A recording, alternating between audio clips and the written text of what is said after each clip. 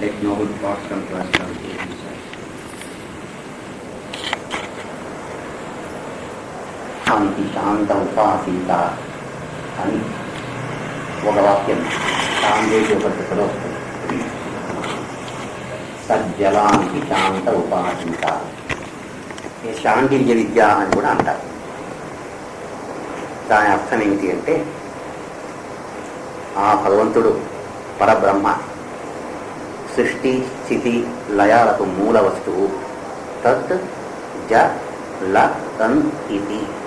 జ అంటే జన్మ, ల అంటే లయ, తన్ అంటే అంతరం, ఈ మధ్య పుట్టుక చావుకు మధ్య ఉండే స్థితిని అంతరము అంటారు. ఈ మూడిటికి మూల వస్తువు పరబ్రహ్మ. సృష్టి స్థితి లయ, వీటికి ఆ పరబ్రహ్మ వస్తువు నుంచి ఈ మూడు ప్రకటమవుతున్నాయి. సృష్టి స్థితి లయ. ఆ పరబ్రహ్మ అదే వాక్యంలోనే సర్వం కల్విదం బ్రహ్మ, ఈ సర్వము నిజంగా కూడా ఆ పరబ్రహ్మ వస్తువే. సర్వం కల్విదం బ్రహ్మ తజ్జలానికి శాంత ఉపాసీత. ఈ పరబ్రహ్మ సర్వ వస్తువును వ్యాపించి అంతటా వ్యాపించి ఉన్నాడు. ఆ పరబ్రహ్మ కాని వస్తువు ప్రపంచంలో మరొకటి లేదు. సర్వం కల్విదం బ్రహ్మ. ఆయనను మానవుడు సాధకుడు తజ్జలానిది, ఆయన సృష్టి స్థితి లయాలకు మూల వస్తువు అని భావించి శాంత ఉపాసీత, ప్రశాంతంగా ఉపాసన చేయి. అంటే ఈ సృష్టి స్థితి లయాలకు మూల వస్తువు పరబ్రహ్మ అని మనం ధ్యానం చేసుకుంటున్నట్టయితే మనకు ఆ రహస్యం, జీవన రహస్యం అర్థమవుతుంది. శాంతంగా ఉపాసన చేయాలి, ధ్యానం చేయాలి. ఏమని ధ్యానం చేయాలి? ఈ సర్వ సృష్టి భగవంతుడి నుంచి వస్తూ ఉంది, ఆయనలోనే నివసిస్తూ ఉంది, ఆయనలోనే అంతమవుతోంది, లయమవుతూ ఉంది అని మనం భావించాలి. అంటే నిత్య జీవనంలో కూడాను వ్యక్తిగతంగా ఇది సమష్టి, ప్రపంచమంతా కాస్మిక్ కాన్షియస్నెస్, కాస్మిక్ ఎగ్జిస్టెన్స్ ఇప్పుడు మనం చెప్పుకున్నది. ఇక వ్యక్తిగతంగా కూడాను అది సత్యము. ఒక వ్యక్తి వ్యష్టి, సమష్టి వ్యష్టి, మ్యాక్రోకాస్మిక్ మైక్రోకాస్మిక్. మ్యాక్రోకాస్మిక్ అంటే సమస్త సృష్టి, మైక్రోకాస్మిక్ అన్నట్టయితే దాని ప్రతీక ప్రతి వ్యక్తిలోన, నాలోన, మీలోన, వారిలోన అంతటా ఉంటుంది. దాన్ని మైక్రోకాస్మిక్ అంటారు. దీనికి కూడాను అంటే వ్యక్తిగతంగా వ్యష్టికి కూడాను ఈ మూడు సత్యాలు ప్రకటమవుతాయి. ఎట్లా అంటే, మనం పుడతాం, కొంతకాలం ఉంటాం, తర్వాత శరీరాన్ని వల్ల వెళ్ళిపోతాం. సృష్టి స్థితి లయ. మన శరీరం సృష్టింపబడ్డది, కొంతకాలం ఉంటుంది, తర్వాత పంచభూతాల్లో కలిసిపోతుంది, లయం కలుగుతుంది. సృష్టి స్థితి లయ దీనికి ఉంది. ఆ మ్యాక్రోకాస్మిక్ మైక్రోకాస్మిక్, సమష్టి వ్యష్టి, ఈ రెండు ప్రపంచాలకు మూల వస్తువు పరబ్రహ్మనే. బాహ్య ప్రపంచములో అంతటా వ్యాపించి ఉన్నది పరబ్రహ్మనే, వ్యక్తిగతంగా మనలో వ్యాపించి ఉన్నది పరబ్రహ్మనే. బాహ్య ప్రపంచంలో అణువులోన పరబ్రహ్మ ఉన్నాడు, వ్యక్తిలో కూడాను అణువున పరబ్రహ్మ ఉన్నాడు. అయితే వ్యక్తిగతమైన లోపదోషాలకు ఆయన అంటుకోలేదు, మన లోపదోషాలు ఆయనకు లేదు. దీన్ని బాగా మనం ఆలోచించినట్టయితే ప్రకృతి అంతటా ఈ నియమం ఉంది. నాలోనే కాదు, నీలోనే కాదు, ప్రతి వస్తువులోన ఈ నియమం కనిపిస్తుంది. అంటే పుట్టడం, కొంతకాలం ఉండడం, తర్వాత నశించి పోవడం. అవ్యక్తాదీని భూతాని వ్యక్త మధ్యాని భారత అవ్యక్త నిధనాన్యేవ తత్ర కాపరిదేవన. ఈ సత్యాన్ని తెలుసుకున్న తర్వాత అంటే ఏ వస్తువు కానీ, ఏ ప్రాణి కానీ, ఏ భూతం అంటే ఇక్కడ ప్రాణి ఏది కానీ ఈ ప్రకృతిలో ప్రకటము కాకముందు అవ్యక్తంగా ఉండేది. అది ఎక్కడ ఉంది మనకు తెలియదు, అంతే. అది అవ్యక్తం, మనకు కనిపించలేదు. ఆ తరువాత వ్యక్తమైంది. ఓ పసిపాప ఇప్పుడు వ్యక్తమవుతారు. అవ్యక్తాన్ని భూతాన్ని వ్యక్త మధ్యాన్ని, మధ్యలో ప్రకటమైంది. అవ్యక్త నిధనాన్ని ఏవ, అది ఆ శరీరాన్ని వదిలిన తర్వాత లేదా లయం పొందిన తర్వాత తిరిగి అవ్యక్తంలో లయమైపోతుంది, మనకు కనిపించింది. కొంతకాలం మాత్రమే కనిపిస్తుంది. ఒక వ్యక్తి అనేవాడు ఆయన పుట్టక ముందు మనకు కనిపించలేదు. మనకు పుట్టాడు, కొంతకాలం ఉన్నాడు, శరీరం వదిలిపోయిన తర్వాత తిరిగి కనిపించాడు. అవ్యక్తం నుంచి వచ్చాడు, కొంతకాలం వ్యక్తంగా ఉన్నాడు, తర్వాత అవ్యక్తంలోకి లయమైపోయాడు. ఇది సృష్టి నియమం. దీన్ని ఎవ్వరు తప్పించుకోవడానికి సాధ్యం కాదు. అంతటా ఇదే నియమంగా ఉంది. ఈ నియమానికి అతీతుడైన వాడు ఒక్కడే, ఆయనే పరబ్రహ్మ. తజ్జలానికి శాంత ఉపాసీత. ఈ ప్రక్రియలకు మూల వస్తువు ఆయన. ఆయన సర్వత్రా వ్యాపించి ఉన్నాడు. సర్వం కల్విదం బ్రహ్మ. ఈ విషయాన్ని శాంత ఉపాసీత, బాగా ఆలోచించి ధ్యానం చేయి, ఆ సత్యాన్ని తెలుసుకో అనుకున్నప్పుడు ప్రతి వ్యక్తి ఈ విధంగా ఆలోచన చేసిన తర్వాత వానిలో కొన్ని మార్పులు వస్తాయి. ఏమొస్తుంది? అందరికీ ఉన్నది నాకు కొత్తగా ఏముంది? ఏమీ లేదు. పుట్టాను, కొంతకాలం ఉంటాను, తర్వాత ఈ శరీరాన్ని వదిలిపోతాను. ఈ మధ్యలో కొంతకాలం ఉన్న దాంట్లో మన మనస్తత్వాన్ని బట్టి కష్ట సుఖాలు కలుగుతూ ఉంటాయి. మనస్తత్వాన్ని బట్టే కష్ట సుఖాలు కూడాను మనస్తత్వాన్ని బట్టే. మనం కష్టం అనుకుంటే కష్టము, లేదనుకుంటే లేదు. ఏదో ఒక విషయం మనం కష్టం అనుకున్నట్టయితే కష్టంగా ఉంటుంది. అది కాదనుకున్నట్టయితే, నాది కాదు అనుకున్నట్టయితే ఏం కష్టం లేదు. మనం ఎవరైనా దూషించినట్టయితే కొంతమంది చాలా బాధపడతారు, అయ్యో దూషించినారు కదా. తత్రకా పరిదేవన అని కృష్ణ పరమాత్మ అన్నప్పుడు ఈ చిన్న చిన్న విషయాలకంతా ఎందుకయ్యా బాధపడతావు? ఈ శరీరమే శాశ్వతం కాదు, ఎవరో ఒక మాట అంటారు అని అనుకుంటారు కొంతమంది. లేదా కొంతమంది బాధపడతారు. ఒకరికి ఇష్టమైంది మరొకరికి ఇష్టం కాదు, ఒకరికి ప్రియమైంది మరొకరికి ప్రియమైంది కాదు. ఈ ప్రియాప్రియాలు కూడా వ్యక్తిగతంగా ఉంటాయి. స్నేహితులు కానీ, బంధువులు కానీ, ఆలుబిడ్డలు కానీ, ఆ ప్రియాప్రియాలు వ్యక్తిగతంగా ఆధారపడి ఉంటాయి. అది శాశ్వతమైన వస్తువుగా, వస్తువు శాశ్వతమైంది కాదు, నా శరీరము శాశ్వతమైంది కాదు, నాకు ప్రియమైన వస్తువు కానీ అప్రియమైన వస్తువు కానీ ఏది శాశ్వతమైంది కాదు. జన్మ మృత్యు జర వ్యాధి దుఃఖ దోషానుదర్శనం. అటు తజ్జలానికి ఇటు ఈ విషయం తెలుసుకున్నట్టయితే జన్మ మృత్యు, ఇక మిగిలి ఉంది జర రోగ ఇత్యాది. అవి ఎవ్వరికీ తప్పింది కాదు. జన్మ మృత్యు ఎవ్వరికీ తప్పింది కాదు. ఈ సత్యాన్ని బాగా మనం గమనించిన తర్వాత ఈ కొంతకాలానికి ఎందుకు ఈ పరిదేవన, ఈ దుఃఖం ఎందుకు, ఈ బాధ ఎందుకు, ఎవరైనా అంటే బాధపడడం ఎందుకు, ఏది నష్టపోతే అతనికి బాధపడడం ఎందుకు అనే దాన్ని కృష్ణ పరమాత్మ స్పష్టంగా చెప్తాడు. మనం దీన్ని బాగా ఆలోచించిన తర్వాత ఈ సత్యం అనిపిస్తుంది. బ్రతికినాళ్ళు కొంతకాలమే మనకి చూస్తుండేది, శాంతంగా బ్రతుకుదాం, ప్రశాంతంగా ఉందాము అనే భావన మనకు వస్తుంది. ఈ ప్రశాంతత రావాలి అన్నట్టయితే భయం పోవాలి. భయం ఉంటే ప్రశాంతత ఉండదు. ఏదో భయం. పుట్టాం, ఈ పుట్టిన తర్వాత చావు తప్పదు. చావు అంటేనే భయం. ఆ పదం చెప్పితేనే చాలా మంది భయం. ఆ భయం అందులో చేరుపడేస్తుంది. ఈ చావు అనే భయము అనేక రూపాలు పొంది మన సుప్త ప్రజ్ఞలో చేరుకొని ఆ చావుకు సంబంధించిన ఏ విషయము మనకు మనసుకు వచ్చినా భయపడిపోతాం. ఆ భయం అనేది, భయానికి మూల వస్తువు చావు, లయం. పుట్టాము, కొంతకాలం ఉంటాము, లయం అయిపోతాం. ఉన్నంతకాలం ఆ లయము అనే పదానికి మనం భయపడిపోతాం. ఎక్కడ వెళ్ళిపోతామో, ఏమవుతుందో, ఈ శరీరానికి ఏమవుతుందో అని భయపడిపోతుంటాం. ఆ భయాన్ని జయించాలి. విద్వాన్ నా విధేది కుతశ్చన. తెలుసుకున్నవాడు జ్ఞాని దేనికి భయపడడు, దేనికి భయపడకూడదు. కష్టమో సుఖమో బ్రతుకో చావో పుట్టుకో దేనికి భయపడకూడదు. పూర్ణంగా భయాన్ని జయించాలి.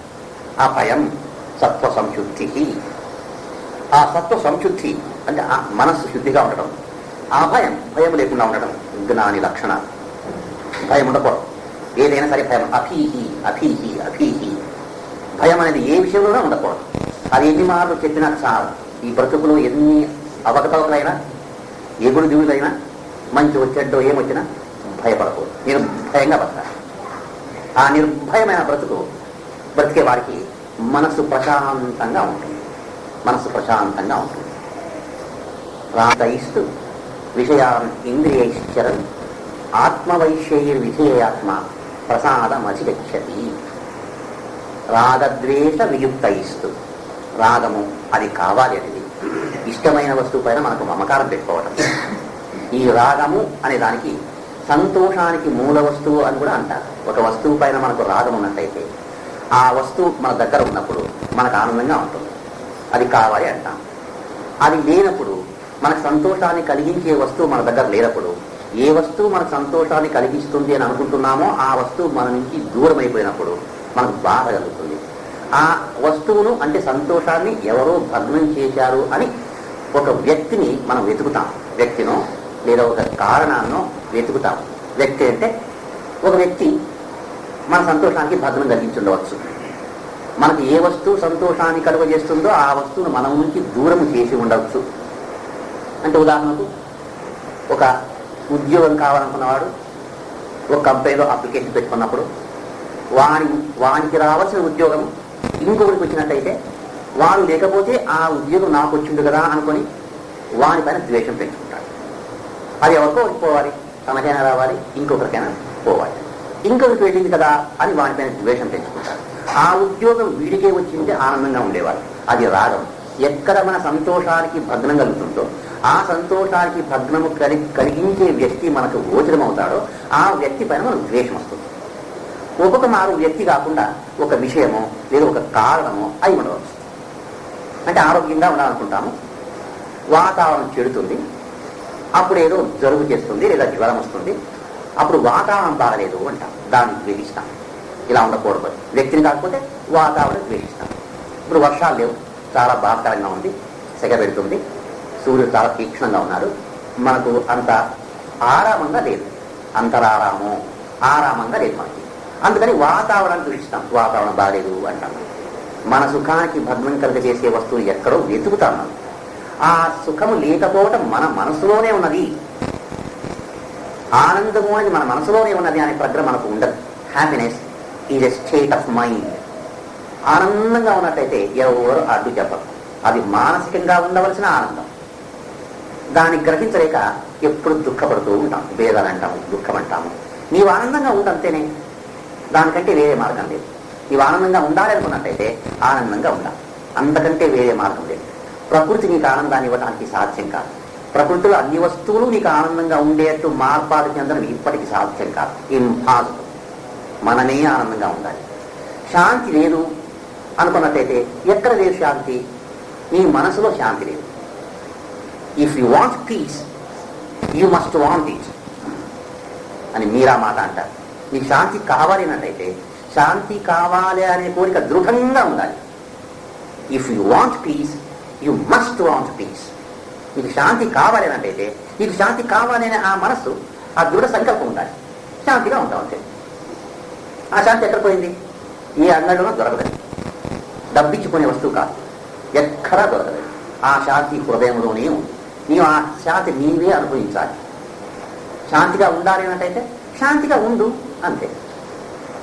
శాంతిగా ఉండాలి అనుకుంటే శాంతిగా ఉండు. ఆనందంగా ఉండాలి అనుకున్నట్టయితే ఆనందంగా ఉండు. ఎవరు వద్దన్నారు? వేరే వాళ్ళు శాంతిని, ఆనందాన్ని ఇవ్వలేరు. అది సాధ్యం కాదు.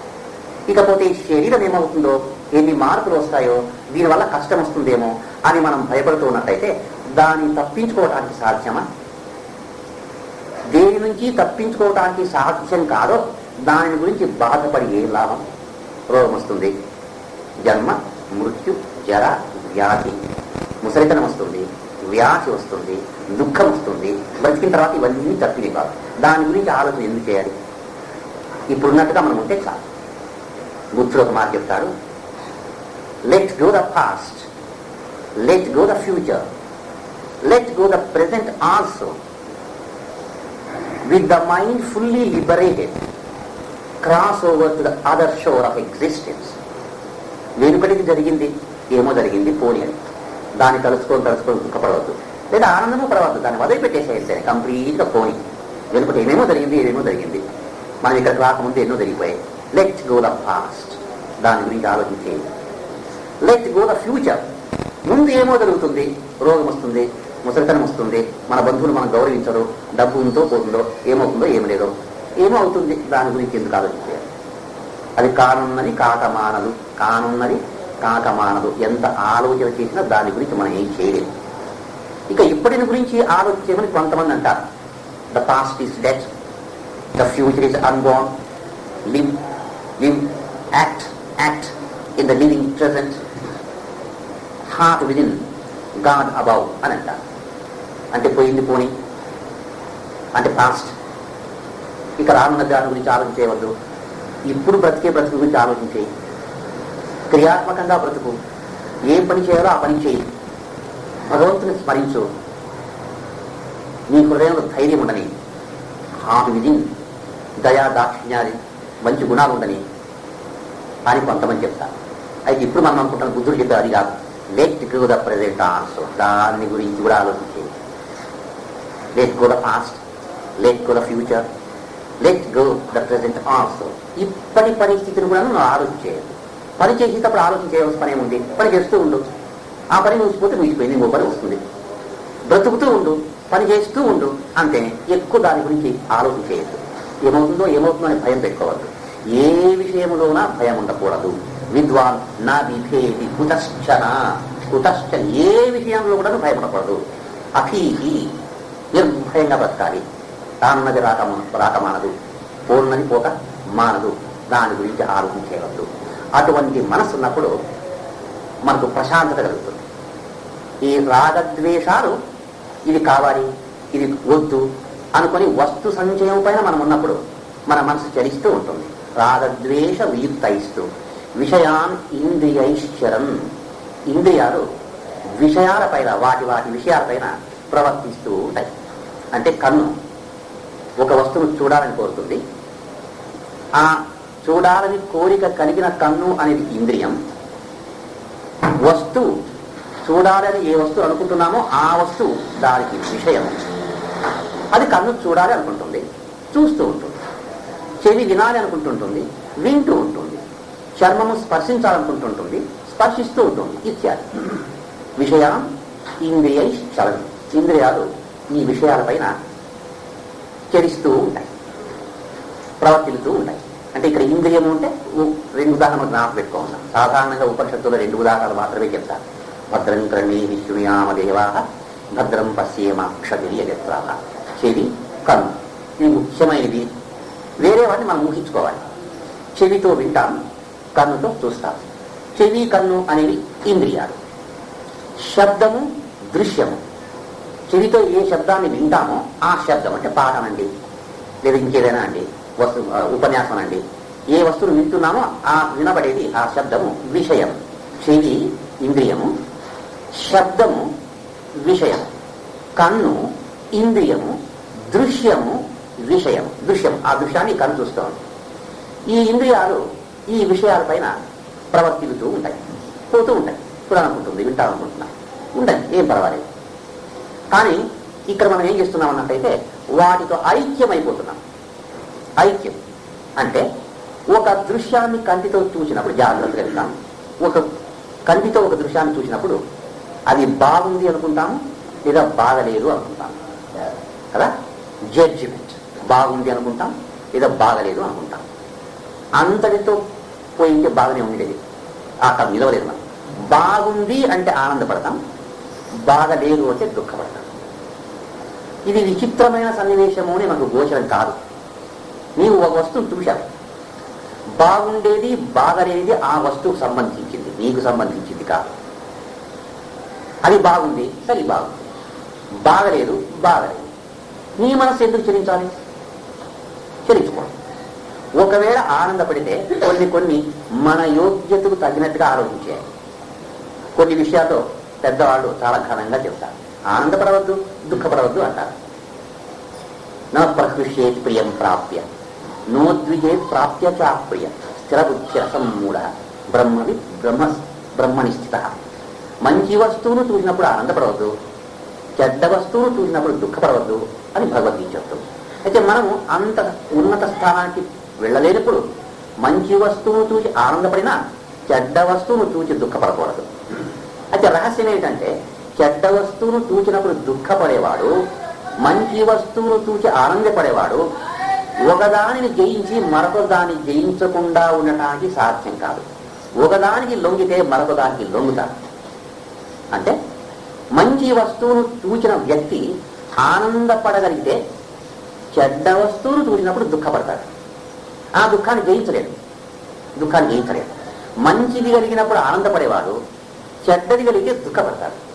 అందుకని మంచిది కలిగినప్పుడే జాగ్రత్తగా ఉండాలి. మనం ఉప్పుడికి పోకూడదు. దుఃఖేషు అనుద్విగ్న మన సుఖేషు విగత స్వర. ఆ సుఖం వచ్చినప్పుడు చాలా ఉప్పొంగిపోయేవాడు దుఃఖం వస్తే భరించలేడు. అందుకని మనము సుఖంగా ఉన్నప్పుడే సాధన ఎక్కువ చేయాలి. దీనికి ఎక్కువ అంటుకోకూడదు. మనము దీనికి అంటుకున్నట్టయితే ఈ సుఖం పోయిన తర్వాత దుఃఖం వచ్చినట్టయితే మనం భరించలేము. సుఖాన్ని భరించగలిగిన వాడు మాత్రమే దుఃఖాన్ని భరించగలుగుతాడు. అయితే మనం దుఃఖాన్ని భరించగలగటానికి శక్తిని కోరుతున్నామే కానీ సుఖాన్ని భరించగలగాలి అని మనకు ఆ భావం రావడం లేదు. సుఖాన్ని కూడాను అదుపులో పెట్టుకోవాలనే భావం మనకు రావడం లేదు. దుఃఖాన్ని ఏ విధంగా అదుపులో పెట్టుకోవాలో సుఖాన్ని కూడాను అదే విధంగా అదుపులో పెట్టుకోవాలి. Give the strength lightly to bear my joys and sorrows అని ఠాగూర్ ప్రార్థన చేస్తాడు. O lord, give me the strength lightly to bear my joys and sorrows. Joys సుఖము, సారోస్ దుఃఖము. సుఖ దుఃఖాలు రెండు కూడాను భరించే శక్తిని నాకు ఇవ్వు అంటారు. అని మనం సుఖం వచ్చినప్పుడు ఇది భరించాలి అనే భావనే రాదు, సుఖంగా ఉండిపోతామంటే. కష్టం వచ్చినప్పుడు మాత్రమే భగవంత దీన్ని భరించే శక్తిని మనకి ఇవ్వమని కోరుకుంటున్నాం. కానీ మొదటి దీన్ని ప్రాక్టీస్ చేయాలి. సుఖం వచ్చినప్పుడు ప్రశాంతంగా ఉండడం నేర్చుకోవాలి. మనసు ఉప్పొంగిపోకూడదు, సామాన్యంగా ఉండాలి, సాధారణంగా ఉండాలి.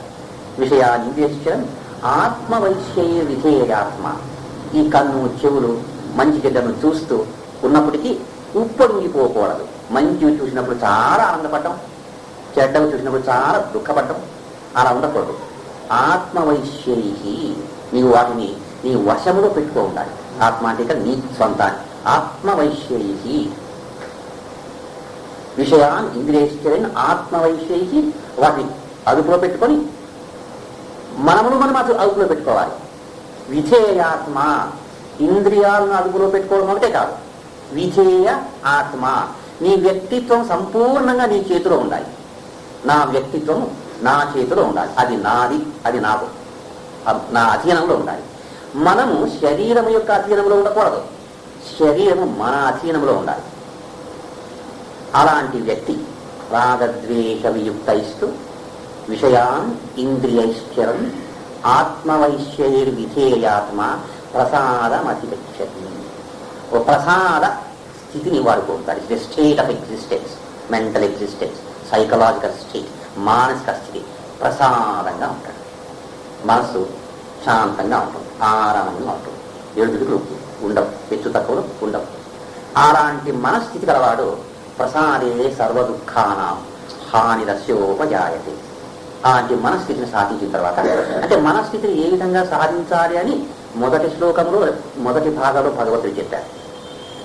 నీవు ఇంద్రియాలతో ప్రపంచాన్ని అనుభవించేటప్పుడు కూడాను వాటి అదుపులో ఉండకుండా వాటిని నీ అదుపులో పెట్టుకొని మనస్సు స్థిమితంగా పెట్టుకొని బ్రతుకు. నీకు మనస్సు ప్రసాదంగా ఉంటుంది. ప్రసాదే సర్వదుఃఖానాం హానిరస్యోపజాయతే. అటువంటి మనస్సు ఉన్నవానికి సర్వదుఃఖానాం హానిరస్యోపజాయతే. అప్పుడు కూడా దుఃఖాలు రావు అని చెప్పలేదు పరమాత్మ, వస్తాయి, పోతాయి. హానిరస్యోపజాయతే. దుఃఖం వస్తుంది, హాని వెళ్ళిపోతుంది, వస్తుంది, పోతుంది. దాన్ని మనం ఏం చేయలేదు. మనం సుఖం వచ్చే విధంగా వెళ్తుందో, సుఖం వస్తే అది వెళ్ళిపోతే మనకేమైనా నష్టం కలిగిందా? నష్టం కలిగి వచ్చింది, పోయింది. ఇంకే గాలి వచ్చిపోయినట్టుగా సుఖం వచ్చింది, పోయింది. అది మనకేం నష్టం కలగలేదు. అయితే సుఖం వచ్చినప్పుడు ఉన్న మనస్సు పోయినప్పుడు లేదు. మనలో వ్యత్యాసం కలుగుతూ ఉంది. సుఖం వచ్చింది పోయింది అన్నప్పుడు, వచ్చినప్పుడేమో ఉప్పొంగిపోయాం, పోయిందంటే బాధపడుతున్నాం. దానికి సాధారణంగా ఈ వేదాంతంలో ఒక ఉదాహరణ చెబుతుంటారు. ఒక వ్యక్తి నది ఒడ్డున కూర్చొని ధ్యానం చేస్తూ ఉన్నాడట. సుఖం వచ్చింది పోయిందంటే ధ్యానం చేస్తున్నట్టయితే ఆ పై కరెంటు దగ్గర, కరెంట్ పై నీళ్ళపై నుంచి ఒక వాకింగ్ స్టిక్ కట్టి వస్తూ ఉంది, బెత్తం వస్తూ ఉంది. దానికి బంగారు పిడి ఉంది. ఆ బంగారు పిడి వీరికి కనిపించింది. ఆనందమైంది. వచ్చిందని నాకు తీసుకుంటాను, బంగారు నాకు వస్తూ ఉంది, ఆనందం. వచ్చింది, వెళ్ళిపోయింది, చిక్కరైంది, చేతి వెళ్ళిపోయింది. అయ్యో పాయి చేస్తున్నాను. అది వచ్చేటప్పుడు ఆనందపడ్డాడు, పోయినప్పుడు దుఃఖపడ్డాడు. వచ్చేది వాడికి కాదు, పోయిందేది వాడికి కాదు, వాడికి సంబంధించింది కాదు. ఏం చేసుకుంటున్నారు? అది నదిపై తేలుకుంటూ వచ్చింది, నదిపై తేలుకుంటూ వెళ్ళిపోయింది. వచ్చినప్పుడు ఆనందపడేందుకు, పోయినప్పుడు దుఃఖపడేందుకు? అది వచ్చినప్పుడు వాడికి కాదు, పోయినప్పుడు వాడికి కాదు. అంటే సుఖం వచ్చింది, పోయింది, మనకే నష్టం కలగలేదు. వచ్చింది పోయినా నష్టం కలగలేదు. అయితే పోయినప్పుడు నష్టం కలిగింది అనుకుంటున్నాం. కానీ దీన్ని కొంచెం బాగా ఆలోచిద్దాం. తజ్జలానికి శాంత ఉపాసిత, శాంత ఉపాసిత, శాంత మనస్సుతో దీన్ని ధ్యానం చేద్దాం, అర్థం చేసుకున్నాం. అలాగే దుఃఖం, అది వస్తుంది, పోతుంది. సుఖము వచ్చి పోయినప్పుడు దుఃఖం వచ్చింది అనుకుంటాం, దుఃఖం వచ్చిపోయినప్పుడు సుఖం వచ్చింది అనుకుంటాం. దుఃఖం వచ్చా పోయింది, సుఖం వచ్చా పోయింది. ఇవి ఎప్పుడు జరుగుతూనే ఉంటాయి, జరుగుతూనే ఉంటాయి. ప్రసాదే సర్వ దుఃఖానాం హానిరస్యోపజాయతే ప్రసన్న చేతసోహ్యాశు బుద్ధి పర్యవతిష్టతే. అటువంటి ప్రసన్నమైన చేతస్సు మనస్సున్న వారికి బుద్ధి స్థిరంగా ఉంటుంది, చంచలంగా ఉండదు. ఏదో ఒక విషయాన్ని అర్థం చేసుకుంటాడు, దాన్ని సాధన చేస్తాడు, మధ్య మధ్యలో దాన్ని వదడు. జ్ఞానస్య నిష్ఠ కలిగి ఉంటాడు, దృఢంగా ఉంటాడు. అంటే కొంచెం అర్థం చేసుకుందాం, మీరు దృఢంగా ఉంటారు. ఇప్పుడు మనం ఏదైనా గ్రంథం చదివినప్పుడు, సద్గ్రంథం చదివినప్పుడు, సద్విషయాలు విన్నప్పుడు మనసు దృఢంగా ఉంటుంది. ఇలా ఉండాలి, అవును నిజమే అంటాను. ఎందుకు సుఖదుఖాలు వస్తాయి పోతాయి, ఎందుకు మనం భయపడాలి? భయమంటూ పడకూడదు ఎప్పుడు కానీ. విద్వాన్ నా విభేది కుతక్షణ, ఏమి జరిగినా భయపడకూడదు, ఏమో జరుగుతుందని ఊహించి కూడా భయపడకూడదు. నిర్భయంగా బ్రతకాలి, ఆనందంగా బ్రతకాలి. ఆనందం వేదాంతానికి వ్యతిరిక్తం కాదు. ఆనందేన కల్మాని భూతాని జాయంతే, ఆనందేన జాతాని జీవంతి, ఆనందం ప్రయంతి అభిశంసతి, ఆనందం బ్రహ్మేతి జిజ్ఞాసస్వ. ఆనందంగా బ్రతకాలి. మన వేదాంతం దుఃఖపరమేం లేదు. అట్లానే ఆనందం కోసం వెతకూడదు. అదే మనం ప్రశాంతంగా ఉన్నట్టయితే ఆనందంగా ఉంటున్నట్టే.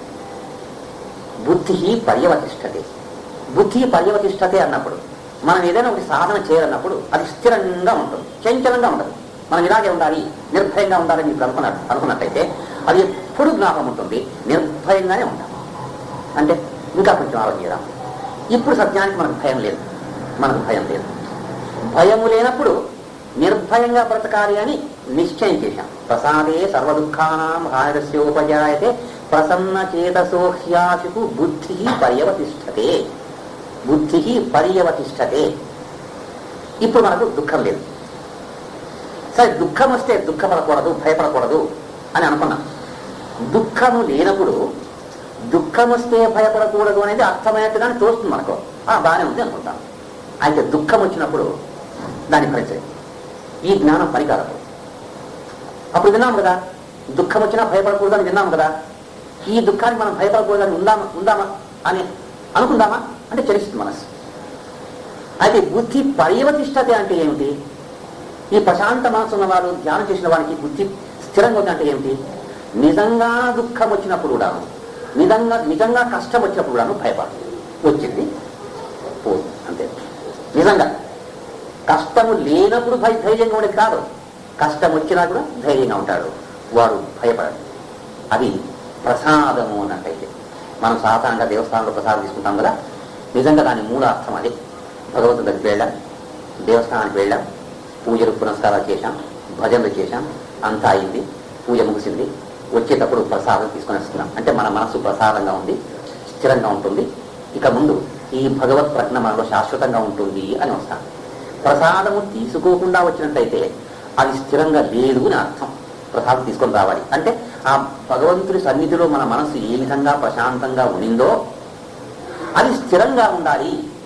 తిరిగి మనం దేవస్థానానికి వచ్చే వరకు ఇది ఇలాగే ఉండాలి అనే దానికి ప్రతీకంగా ప్రసాదం తీసుకువెళ్తాం. ఆ ప్రసాదం తీసుకున్నప్పుడు మనం ఈ శ్లోకం కూడా చెప్పుకోవచ్చు. ప్రసాదే సర్వదుఃఖానాం హానిరస్యోపజాయతే ప్రసన్న చేతసోహ్యాశు బుద్ధి పర్యవతిష్టతే. ఈ ప్రసాదం అనే దానికి కొంచెం అర్థం చేసుకున్నాం. నిర్భయంగా బ్రతికేవాడికి ఈ ప్రసాద స్థితి కలుగుతుంది అని అనుకున్నాం.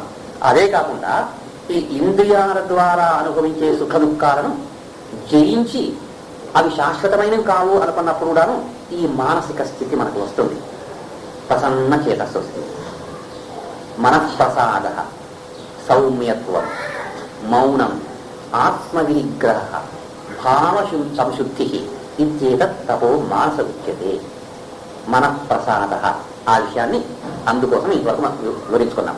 మనసు ప్రసాదంగా ఉండాలి, ఆరామంగా ఉండాలి. యో అంతరారామం అంతసుఖో తథాంతర్జ్యోతిరేవయ. మన ఆత్మలోనే మనలోనే ఆ ఆరామ స్థితి. మనం ఆరామాన్ని పదాన్ని ఉపయోగించి ఆరామంగా ఉన్నారా అనుకుంటారు. నిర్మలంగా ఉండాలి మనస్సు, ఒడిదుడుకు లేకుండా ఉండాలి. అది సంతోషమా దుఃఖమా అని తెలియని స్థితిలో స్థిరంగా ఉండాలి. వస్తు సంబంధమైన సుఖానికి లొంగకుండా ఆత్మ సంబంధమైన సుఖానికి లొంగిన మనస్సు ఆరామంగా ఉంటుంది. మనఃప్రసాద, మనస్సు ఎప్పుడు ప్రసాదంగా ఉండాలి. సౌమ్యత్వం, సౌమ్య భావము కలిగి ఉండాలి. అందులో ఒడిదుడుకులు కానీ రఫ్నెస్ అంటాం మనం మామూలు ఇంగ్లీష్ రఫ్నెస్ అంటే రఫ్గా ఉండకూడదు. మనస్సు సౌమ్యంగా ఉండాలి. అంటే సౌమ్యంగా ఉండే మనస్సు ఏ విధంగా వ్యక్తమవుతుంది? మన నిత్యమైన బ్రతుకులో ప్రతి ఒక్కటి నిత్య జీవనంలో ప్రకటన అవుతూ ఉండాలి. ఈ మనస్సు సౌమ్యంగా ఉన్నప్పుడు ఎవరైనా మనకు అనిష్టమైన వాకు కలిగినప్పుడు తక్షణమే మనం క్రోధాన్ని వ్యక్తం చేయి, రియాక్ట్ చేయం. మనం ప్రశాంతంగా ఉంటాం. ఏమది ఆలోచన చేద్దాం, ఆలోచన చేసి దాని నుంచి తప్పుకుంటాం, లేదా తక్షణమే రియాక్ట్ అయిపోతాం. వారు కోపం చేసుకుంటే మనం కోపం చేసుకుంటాం, రఫ్ అయిపోతాం. మనం ఈ మనస్సు చంచలంగా ఉన్నట్టయితే అలాంటి ఘటనలు నిత్య జీవనంలో నడుస్తూ ఉంటాయి. మనస్సు సౌమ్యంగా ఉన్నప్పుడు అది ఆలోచన శక్తి కలిగి ఉంటుంది. ఇది అవసరమా, కోపం చేసుకోవటం అవసరమా, గట్టిగా అరచడం అవసరమా అని ఆలోచన చేసే శక్తి కలిగి ఉంటుంది. దీనికి బుద్ధుడి జీవనంలో ఒక ఉదాహరణ చూడండి. ఆయన భిక్షానికి వెళ్ళినప్పుడు ఒక చోట ఒక ఇంటి యజమానురాలు ఈయన చూసింది. యువకుడు ఆరోగ్యంగా ఉన్నాడు, ఆమెకు కొంచెం కోపం వచ్చింది. యువకుడు కదా, ఆరోగ్యంగా ఉన్నావు కదా, కష్టపడి పనిచేసి ఆహారాన్ని సంపాదించుకోకూడదా? ఈ bread in the sweat of ఇప్పుడు కష్టపడి సంపాదించాలి అంటారు. అది మనలాంటి వాళ్ళకి సత్యమే ఆమె చెప్తున్నది. బుద్ధుని విషయంలో ఏమైనా మనలాంటి వాళ్ళకి సత్యం. లేజీగా బ్రతకూడదు, అది తమో గుణం యొక్క లక్షణం. కష్టపడాలి. మన ఇంటిలో తినటానికి తగినన్ని వస్తువులు ఉండినప్పటికీ, మన పెద్దవాళ్ళు తల్లిదండ్రి బాగా సంపాదించి వదిలిపెట్టిపోయినప్పటికీ కూడా మనం ఊరకనే పని చేయకుండా దాన్ని అనుభవించకూడదు. మనం కష్టపడాలి. తల్లి తండ్రి ఏ రోజు సంపాదించారు, మనకు ఆస్తి మిగలబెట్టి వెళ్ళిపోయారు, అది అనుభవించుకుంటూ ఉండకూడదు. దాన్ని పరాన్న బుక్ అంటారు. పరుడు సంపాదించిన అన్నాన్ని భోజించడం, అది భుజించడం తప్పు. పరాన్న బుక్ అంటారు. మనం కష్టపడాలి. మనం కష్టపడి సంపాదించడానికి సాధ్యం కానంటి పరిస్థితుల్లో ఆ తల్లి తండ్రి సంపాదించిన విషయాలు వస్తువులు మనం ఉపయోగించుకోవచ్చు. అది మన కోసమే, అది కష్టపడేవాళ్ళు, తప్పేం లేదు, దాన్ని ఉపయోగించుకోవచ్చు. కానీ సాధ్యమైనంత వరకు దాన్ని ఉపయోగించుకోకూడదు. మనమే సంపాదించాలి. వాళ్ళు బుద్ధి ఇచ్చారు, జ్ఞానం ఇచ్చారు, ఆరోగ్యకరమైన శరీరం ఇచ్చారు. మనం కష్టపడాలి, సంపాదించుకోవాలి, తినాలి. వాళ్ళు ఇచ్చిన డబ్బు ఆస్తి అలాగే ఉండని, దీన్ని అపార్థం చేసుకోకండి. అది అట్లాగే ఉండిపోయిన అర్థం కాదు. దాన్ని ఉపయోగించుకోవచ్చు. అయితే డిస్క్రిషన్, ఎప్పుడు ఉపయోగించుకోవాలా, ఎప్పుడు ఉపయోగించుకోకూడదు, అనవసరంగా దాన్ని ఉపయోగించుకోకూడదు. మనమే కష్టపడాలి, మనం భుజించాలి. అది క్రైస్ట్ దీన్ని ఈట్ దై bread in the sweat of దై బ్రో, కష్టపడి చెమట వచ్చి ఆహారాన్ని సంపాదించు, పరుల ఆహారాన్ని తీసుకోవద్దు అని. కానీ బుద్ధుడు లాంటి వాళ్ళకి అది అన్వయం కాదు. ఎందుకంటే ఆయన అన్నారు, ఇంకొక ఆయన కాకుండా, ఏమయ్యా ఏదైనా వ్యవసాయం చేసుకోకూడదా అన్నాడు. అవునయ్యా, నీవు వ్యవసాయం చేస్తున్నావు, నేను వ్యవసాయం చేస్తున్నాను. నీవు ఏమి వ్యవసాయం చేస్తున్నావు? భూమిని దున్నుతావు, దానిలో బీజాలు వేస్తావు, వచ్చిన పంట నువ్వు తీసుకుంటావు, నువ్వు బీజాలు వేస్తావు. నేను మానవుని హృదయము అనే క్షేత్రాన్ని దున్నుతున్నాను. మానవుడు, మనమంతా భూమిని దున్నుతాము. బుద్ధుడు ఏం చేస్తున్నాడు? మానవుని హృదయము అనే క్షేత్రాన్ని దున్నుతున్నాను. అందులో సద్భావనని బీజాలు వేస్తున్నాను. అవి ఫలితాన్ని ఇస్తాయి. అయితే ఆ ఫలితాన్ని వాడు అనుభవిస్తాడు, ప్రపంచము అనుభవిస్తుంది. ఒక్క మనిషి మంచివాడైనట్టయితే, నేను బోధ చేస్తున్నప్పుడు ఈ వేలాది మందిలో ఒకరు మంచివాడైనా చాలు, నా పంట పడినట్టే, నా వ్యవసాయము పండినట్టే. నేను వ్యవసాయం చేస్తున్నానయ్యా, నీకు సహజమైన వ్యవసాయం నువ్వు చేస్తున్నావు, నాకు సహజమైన వ్యవసాయం నేను చేస్తున్నాను. నువ్వు ధాన్యాన్ని పండిస్తున్నావు, నేను భావాలను పండిస్తున్నాను, సద్భావాలను పండిస్తున్నాను అని చెప్తాను. చాలా చక్కటి భావం. ఇక్కడ ఈమె అలాగే అడిగింది, కష్టపడి పని చేయకూడదా అని బాగా తిట్టిందా, కోపం వచ్చింది. ఇక్కడ ఈయన మనసు ఎలా ఉంది? మనఃప్రసాద, సౌమ్యత్వం. ఈయన మనసు ఎప్పుడు ప్రసాదంగా ఉంటుంది, సౌమ్యంగా ఉంటుంది. అంతే తక్షణమే రియాక్ట్ కాదు, ప్రతిక్రియ చూపదు, ఆలోచన చేస్తుంది. ఆ సౌమ్యంగా లేని మనసు ఆలోచన చేయడానికి ఒప్పుకోదు, తక్షణమే ప్రతిక్రియ చూపుతుంది. ఆయన ఆలోచన చేశారు, నిదానంగా మాట్లాడు. అమ్మా, నీవు భిక్ష వేస్తే నేను తీసుకుంటే అది ఎవరిదవుతుంది? నీదేనయ్యా, నాదవుతుంది. నీవు వేసిన భిక్ష నేను తీసుకోకపోయినట్టయితే ఎవరిదవుతుంది? నాదేనయ్యా. ఇప్పుడు నీవు తిట్టిన తిట్టు అబ్యూజ్ అంటారు. నేను తీసుకోకపోతే ఎవరిదవుతుంది? ఆమె ఆలోచించేసి, అంటే ఈయన మన ప్రసాదం ఉన్నట్టయితే ఈ ప్రసాదం యొక్క శక్తి వాళ్ళకు లభ్యమవుతుంది. మనం కోపం చేసుకుంటే వాడు కోపం చేసుకుంటారు, మనం శాంతంగా ఉంటే వాడు శాంతంగా ఉంటారు. మనం ఎప్పుడూ శాంతంగా ఉన్నట్టయితే మన దగ్గర వ్యక్తులు కోపం చేసుకోవడానికి అవకాశం లేదు. మనం అప్పుడప్పుడు శాంతం, అప్పుడప్పుడు కోపం, కాబట్టి మన దగ్గరకు వచ్చిన వాళ్ళకి కొంచెం కోపం వస్తూ ఉంటుంది. కొంతమంది దగ్గరకు వస్తానే కోపం వస్తూ ఉంటుంది, ఎందుకంటే వాళ్ళ నిండానే కోపం ఉంటుంది, చేయమంతా కోపంతో నిండి ఉంటుంది. ఆమెకు అర్థమైంది భావం, సరే ఆమెకు ఓహో ఇదంతా నాదే కదా, నేను తప్పు చేస్తే ఆ తప్పు ఫలితాన్ని అనుభవించేది నేనే, మంచి చేస్తే దాని ఫలితాన్ని అనుభవించేది నేనే. ఈయన మహాత్ములాగా ఉన్నాడని ఆ బుద్ధునికి శిష్యురాలైపోతున్నాడు. అది మనఃప్రసాదం యొక్క మహత్వం. ప్రశాంతంగా ఉండాలి, మనఃప్రసాద, సౌమ్యత్వం, ఇవి రెండు ఉండాలి. అది ఇవి సాధించడానికి కొంతవరకు సాధన చేయాలి, ఎఫర్ట్, ప్రయత్నం చేయాలి. సద్గుణాలు అంత సులభంగా రావు, దుర్గుణాలు సులభంగా వస్తాయి, ఎందుకంటే మనకు జన్మజన్మాలుగా అలవాటయ్యాయి, సులభంగా వస్తాయి. సద్గుణాలు కొంచెం సాధన చేయాలి. ఈ సాధన చేయాలన్నట్టయితే మనస్సుకు వాక్యానికి దగ్గర సంబంధం ఉంది అని మనం తెలుసుకోవాలి. మనస్సుకు వాక్యానికి చాలా దగ్గర సంబంధం ఉంది. ఇప్పుడు మనం మనస్సుతో ఒక శబ్దాన్ని వింటున్నాం, మనస్సులో కొన్ని ప్రక్రియలు నడుస్తున్నాయి, స్పందనలు జరుగుతున్నాయి, అలలు రేగుతున్నాయి, వైబ్రేషన్స్ కలుగుతున్నాయి, మనసులో మార్పు కలుగుతోంది. తద్వారా స్థూల మెదుడులో కూడా కొన్ని మార్పులు రావడానికి అవకాశం ఉందని శాస్త్రజ్ఞులు చెబుతున్నారు. అన్ని రోగాలు ధ్యానం వల్ల బాగు చేయవచ్చని డాక్టర్లు చెబుతున్నారు. ఒక డాక్టర్ అంటూ స్టిల్ సిట్టింగ్, ఊరకనే కూర్చున్నట్టయితే అనేకమైన రోగాలు పోతాయి అని ఆయన పరిశోధన చేస్తున్నారు. ఇంకా క్యూ అని ఆయన క్యూరిజం అంటారు. నేను ఆరోగ్యంగా ఉన్నాను ఎప్పుడు భావించు, నీకు రోగం నీ దగ్గరకు రాదు అని అంటున్నారు. అంటే మనస్సుకు శరీరానికి చాలా దగ్గర సంబంధం ఉంది. అలాగే మనసుకు వాక్కుకు కూడా చాలా దగ్గర సంబంధం ఉంది. మనోవాక్కాయ కర్మలు అని మనసు, వాక్కు, కాయం పరస్పరం ఒకదానిపైన ఒకటి ఆధారపడి ఉన్నాయి, దగ్గర సంబంధం ఉంది మనసుకు, వాక్కుకు, శరీరానికి. ఇప్పుడు మనఃప్రసాద సౌమ్యత్వం, దాని గురించి మనం ఆలోచించేటప్పుడు వాక్కుకు మనస్సుకు ఉన్న సంబంధం ఏమిటి? మనం ధ్యానాన్ని కూర్చున్నాం అనుకుందాం, కానీ మనకు ధ్యానం కూర్చున్నప్పుడు ధ్యానం కుదటం లేదు అని చెప్పేవాళ్ళు ఎక్కువ. కూర్చుంటానే ధ్యానం కలుగుతుంది, శక్తి కలుగుతుంది అని చెప్పేవాడు చాలా తక్కువ. అట్లా ఎవరైనా చెప్పినట్టయితే తక్షణమే వాళ్ళ కాలకు మనం నమస్కారం చేద్దాం, చేస్తాం కూడా. అట్లాంటి వాడు వచ్చి నేను కూర్చుంటాను ధ్యానం కుదురుతుంది అన్నట్లయితే నిజంగా వాళ్ళ కాలకు నమస్కారం చేయాలనిపిస్తుంది. కృష్ణానంద అని ఆయన ఆ మాట అన్నాడు ఒకటి. నిజంగా ఆయన కాలకు నమస్కారం చేశాను. నా మనసు బయటికే రాదు, ఎప్పుడు లోపల అంతర్గతంగా ఉంటుంది. సమాధి నుంచి బయట రావడం కష్టం అవుతుంది. బయట నుంచి అంటే బయట ప్రపంచం నుంచి, వ్యక్త ప్రపంచం నుంచి ఆంతరిక ప్రపంచానికి వెళ్ళడం చాలా సులభము అన్నాడు ఆయన. కొంత ఇక కూర్చొని అట్లాగే సమాధికి వెళ్ళిపోతాడు మహాత్ములు వాళ్ళంతా. మనకు అలా కాదు, బాహ్య ముఖంగా మన మనస్సు ఉంటుంది. ఎందుకంటే ఆ భగవంతుడు ఇంద్రియాలను బాహ్యముఖంగా సృష్టించాడు, బాహ్యముఖంగా సృష్టించాడు. మన కళ్ళు మన శరీరానికి ఆవలి వైపున ఉన్న వస్తువునే చూస్తోంది, కానీ శరీరం లోపల ఉండే వస్తువును చూడడానికి సాధ్యం కాదు. ఆ యోగులకు మాత్రమే కొంతమంది అది సాధ్యం.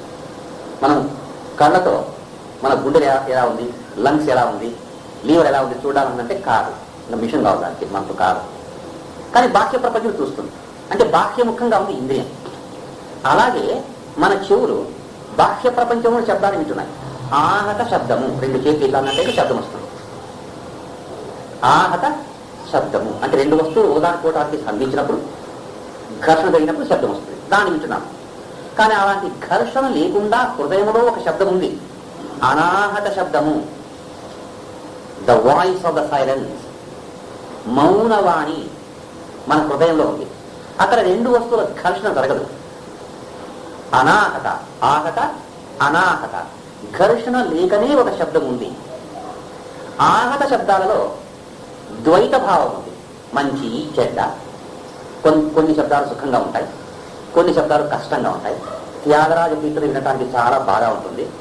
పిల్లవాళ్ళు విసిరేస్తూ ఉంటారు, ఆడుకునే విధులు, అది చాలా కష్టం అనిపిస్తుంది. మంచి చెడ్డ, సుఖ దుఃఖాలు భాష్యంలో ఉంది. అయితే అనాహత శబ్దము ఎప్పుడూ మంగళకరమైనది, శుభం, ఎప్పుడు మంగళకరమైనది. ఆ శబ్దం ఎప్పుడు మనకు ఆనందాన్ని ఇస్తుంది, ఆత్మ ప్రజ్ఞను కలిగజేస్తుంది. ఆత్మ ప్రబోధం చేస్తుంది, ఎప్పుడూ మంచి చెబుతుంది. అది పరాశబ్దం. వైఖరి, మధ్యమ, పశ్యంతి, పరా శబ్దము. ఆ శబ్దంతో పరాశక్తి ఏకమై ఉంటుంది. ఆ శబ్దాన్ని వినగలిగితే పరాశక్తిని దర్శించినట్టే, ఆ భగవంతుని దర్శించినట్టే. అయితే మన చెవులు ఆ శబ్దాన్ని వినటానికి సాధ్యం కాదు. ఈ కన్నులు ఆ ఆంతరికమైన దృశ్యాన్ని చూడడానికి సాధ్యం కాదు. అందుకని కృష్ణ పరమాత్మ దదామి దివ్యం తే చక్షు, నీకు దివ్యమైన చక్షుడు ఇస్తానయ్యా, నీ కంటితో నన్ను చూడలేవు అంట. ఆ హృదయంలో ఉన్న పరమాత్మ, ఆత్మలో ఉన్న పరమాత్మను ఈ బాహ్య వస్తువులు చర్మ చక్షులు చూడలేవు. దానికి దివ్యమైన చక్షులు కావాలి. స్థూల చక్షులు కాదు, కనులు కాదు, సూక్ష్మమైన లింగ శరీరంలో ఉన్న చక్షువులు వికాసం పొందాలి. ఆ లింగ శరీరంలో ఉన్న చక్షువులు వికాసం పొందకుండా ఉండేది. దానివల్ల మన హృదయంలో ఉన్న భగవంతుడిని మనం చూడలేకపోతున్నాం. అదే అన్నమాచార్యులు అదే నీ హృదయంలో ఉండే హరిని అని అంటాడు. కానీ మనకు ఆయనకేమో చక్షు వికాసమైంది, ఆయన హృదయంలో ఉన్న భగవంతుడు కనిపించాడు. మన చక్షు వికాసం పొందలేదు, మన హృదయంలో ఉన్న భగవంతుడు మనకు కనిపించటం లేదు. మన హృదయంలో ఉన్న అనాహత శబ్దము మనకు వినిపించటం లేదు. అది సర్వశ్రేష్టమైన పరాశబ్దము అనాహత శబ్దం. అంటే మన ఇంద్రియాలు బాహ్య వస్తువులను స్వీకరిస్తున్నాయి, కానీ అంతఃచేతనలో ఉన్న విషయాలను స్వీకరించే స్థితులు లేవు. అంటే అంతర్గమనము వాటికి లేదు, బాహ్య గమనం ఉంది. వాటికి మనము ట్రైనింగ్ ఇవ్వాలి, వాటి చక్కగా మనం తీర్చిదిద్దాలి. బాహ్య వస్తువులోని దుష్టతనాన్ని మనం స్వీకరించకుండా ఉండేట్టు వాటికి తగినంత ట్రైనింగ్ ఇవ్వాలి, సాధన చేయాలి, అభ్యాసం చేయాలి. మనం ధ్యానం కూర్చున్నాం, ఆ అభ్యాసం లేదు కాబట్టి ధ్యానం కుదిరింది అనే వాళ్ళు మనం తక్కువ. ఎవరికి ధ్యానం కుదరటం లేదు, ఆ భావాలు వస్తున్నాయి పోతున్నాయి, మనకు అశాంతిగా ఉంది.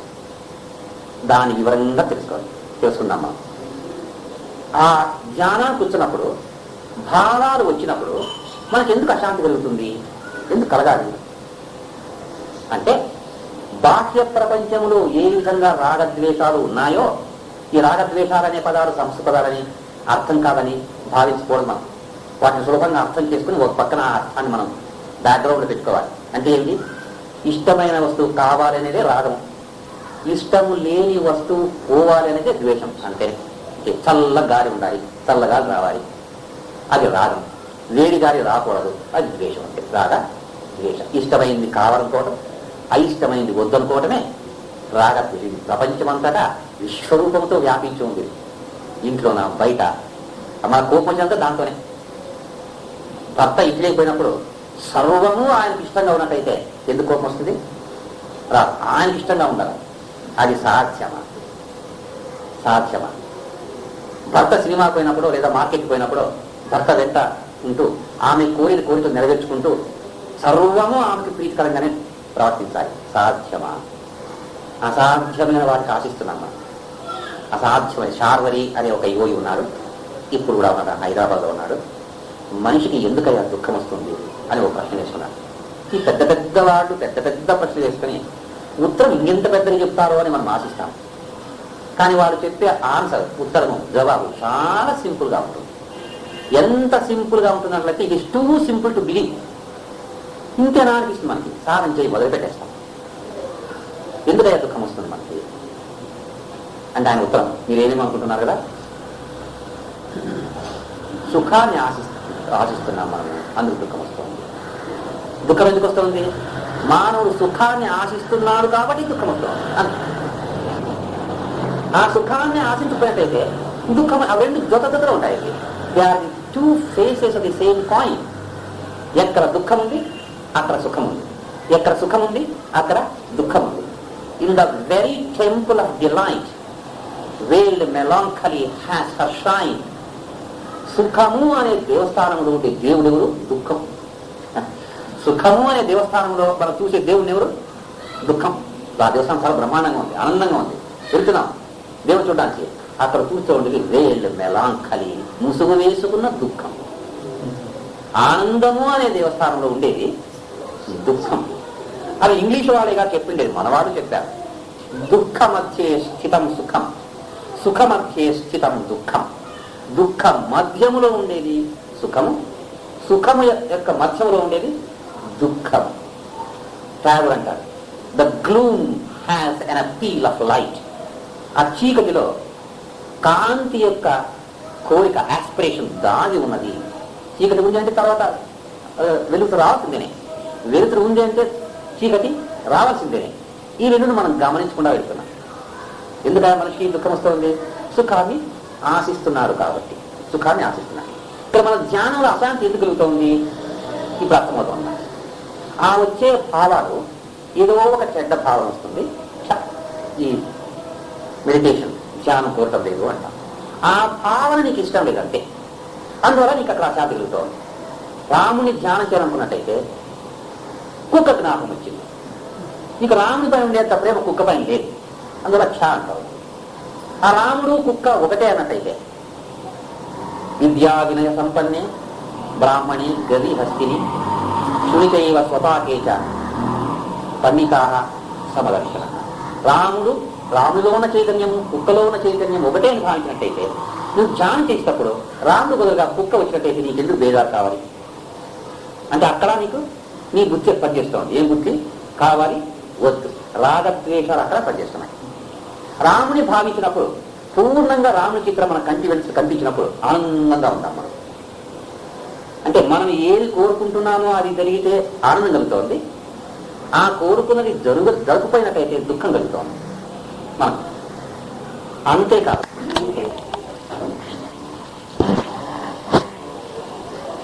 ఈక్వల్ ఎస్పీ ఆర్టికల్ ఎస్పీ కొద్దిగా సార్ ఆర్టికల్ ఆలోచించాం.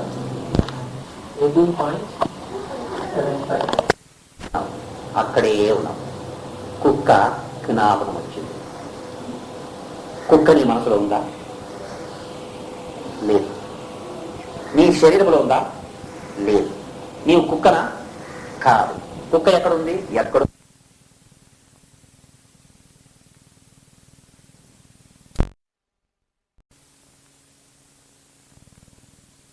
లక్షణమైతే కుక్క జ్ఞాపకం రాముడు మన జ్ఞాపకం కాదు కానీ ఇంకొక వస్తువు జ్ఞాపకం రాదు. జ్ఞానం లక్షణంగా చూస్తుంది. లేదా మన మనసు అనాథ చక్రంలో లయమైందంటే శబ్దమే లేదు, వస్తువే రాదు, నక్కరాదు, కుక్కరా, ఏమి లేదు. అక్కడ పచ్చి దిశ మౌనం, పరాత్పర మౌనం ఉండిపోతుంది. మనం అదే ధ్యానం చేయాలి. ఇంకా ఒకటి ఏమిటంటే ఈ ధ్యానము, ఆ ధ్యానంలో మనస్సు మనఃప్రసాద సౌమ్యత్వం ఉండాలన్నట్టయితే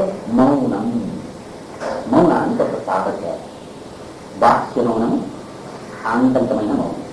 బాహ్య మౌనం సులభం, మాట తగ్గించు, మాట్లాడేటప్పుడు ఇది అవసరమా కాదా అని ఆలోచించి అవసరం కాకపోతే మాట్లాడాలి.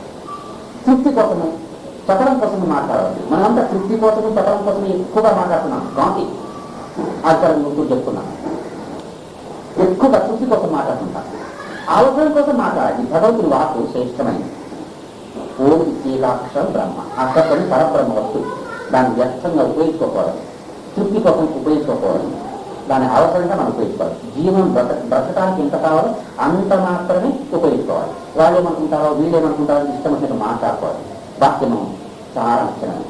దానితో పాటు ఆ మనసులో శబ్దాలు ఎక్కువగా లేకుండా ఉండేట్టు సాధన చేయాలి. ధ్యానం చేస్తూ చేస్తూ చేస్తూ అప్పుడప్పుడు ధ్యాన సమయం కాకుండా టైం పెట్టినప్పుడు కానీ కళ్ళు మూసుకొని కూర్చొని ఆ శబ్దాలు ఎక్కువగా మన మనసులోకి రాకుండా చూస్తూ ఉండాలి. అనేక శబ్దాలు మ్యాంగోను, నక్కలు, కుక్కలు అంతా వస్తుంటాయి. వాటిని తగ్గించుకోవాలి. ఆ శబ్దాలు రాకుండా reject Aravinda Maharshi the method of rejection అంటారు. ఆ శబ్దం వచ్చినప్పుడు దాన్ని తొలగించు, ఊరకనే ఉండదు, ఊరకనే ఉండడానికి ప్రయత్నించేది. కృష్ణాది ఇది శ్రీకృష్ణుడు చెప్తాడు, ఏమయ్యా నీకు అంత కష్టము, ఊరికే ఉండేరా, మనకు ఎంత కష్టం అని. అంత సులభం. ఎంత మాట్లాడమంటే కష్టము, ఆరోగ్యం చేయమంటే కష్టము, ధ్యానం చేయమంటే కష్టము, ఊరికనే ఉండేరా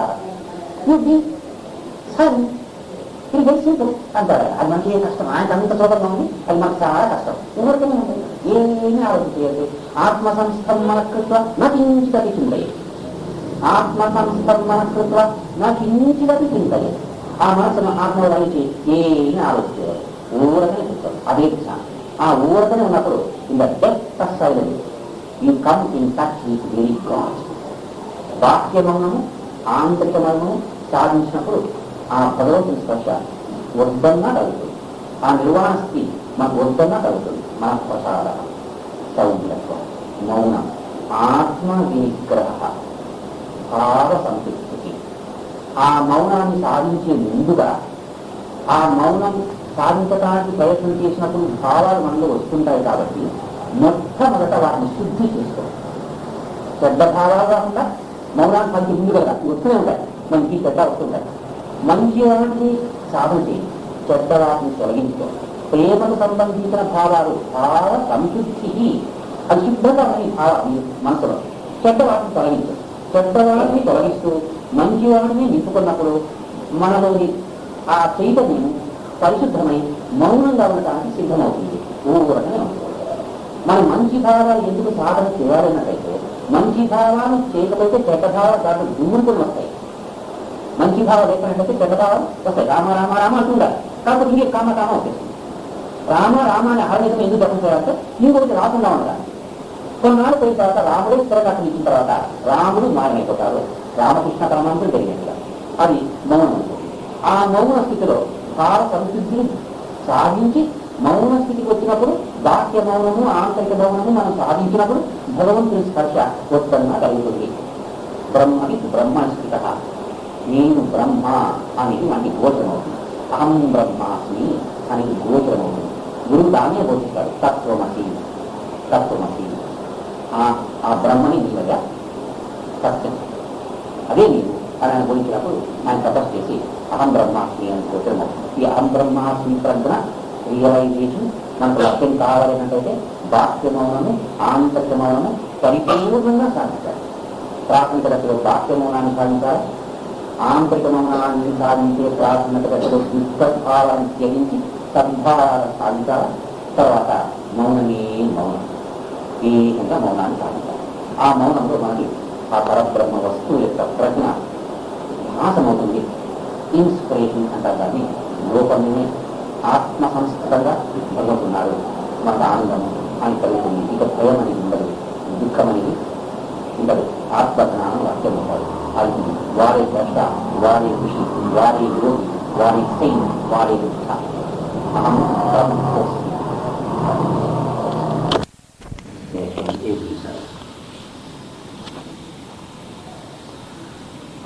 బ్రతుకే ఒక తపస్సు అనే విషయాన్ని విచారిస్తూ ఉండేవాడు.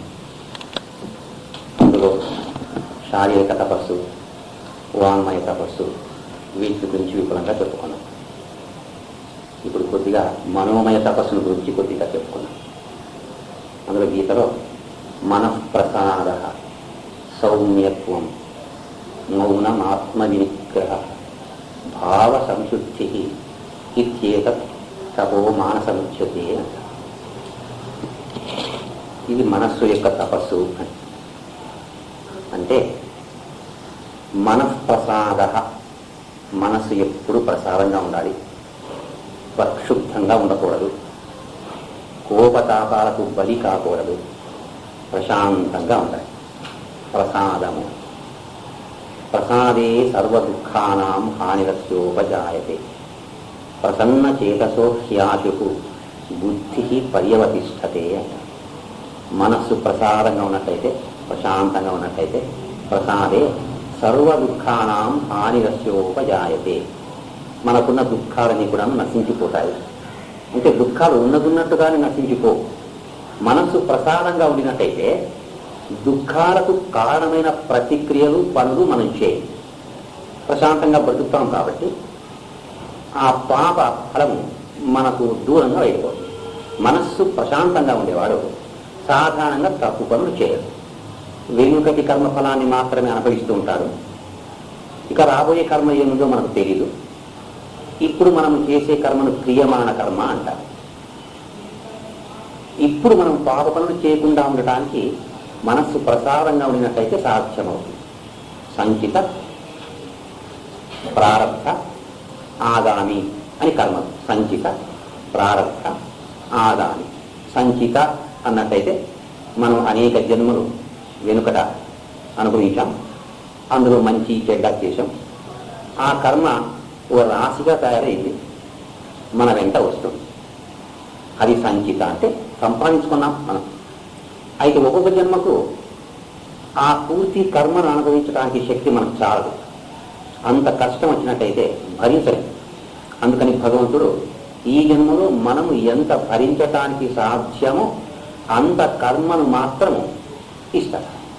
అంటే కష్టం కానీ సుఖము కానీ. కష్టము సుఖము రెండూ భరించలేము మనం అనుకుంటాం, కానీ సుఖం వస్తే బాగుంటుంది, కష్టాన్ని భరించలేము అనుకుంటాం. సుఖాన్ని భరించలేం, కష్టాన్ని భరించలేం. ఎక్కువ సుఖం వచ్చినప్పుడు హార్ట్ ఫెయిల్ అయిన వాళ్ళు ఎంతో మంది ఉంటారు కదా. లాటరీ తగిలిందనంటే కోట్లు హార్ట్ ఫెయిల్ అయిపోతుంది. ఇంకా ఏమో జరిగిందంటే హార్ట్ ఫెయిల్ అయిపోతుంది. భరించలేము మనం ఆ ఆనందాన్ని, భరించలేము. అందుకని ఆధ్యాత్మిక ఆనందం అన్నిటికంటే గొప్పది కాబట్టి ఆధ్యాత్మిక ఆనందాన్ని మనం ఎంత ఆశించినా భగవంతుడు వెంటనే ఇవ్వడు, దాన్ని భరించలేము మనం. అంత గొప్పగా ఉంటుంది ఆధ్యాత్మిక ఆనందం అనేది. అది వెంటనే ఇవ్వరు. మన అంతశ్చేతన శుద్ధి అయ్యే వరకు ఆ ఆధ్యాత్మిక ఆనందం మనకు లభ్యం కాదు. లభ్యం కావాలి అనుకున్నా అది భగవంతుడు ఇవ్వడు. కారణం ఏమిటంటే దాన్ని మనం భరించలేం. అది చాలా గొప్పగా ఉంటుంది. ప్రపంచాన్నంతా జయించిన ఏ ఆనందం కలుగుతుందో అంతకంటే ఎక్కువగా ఉంటుంది ఆధ్యాత్మిక ఆనందం అని. ఆత్మానందము లేదా బ్రహ్మానందము అని.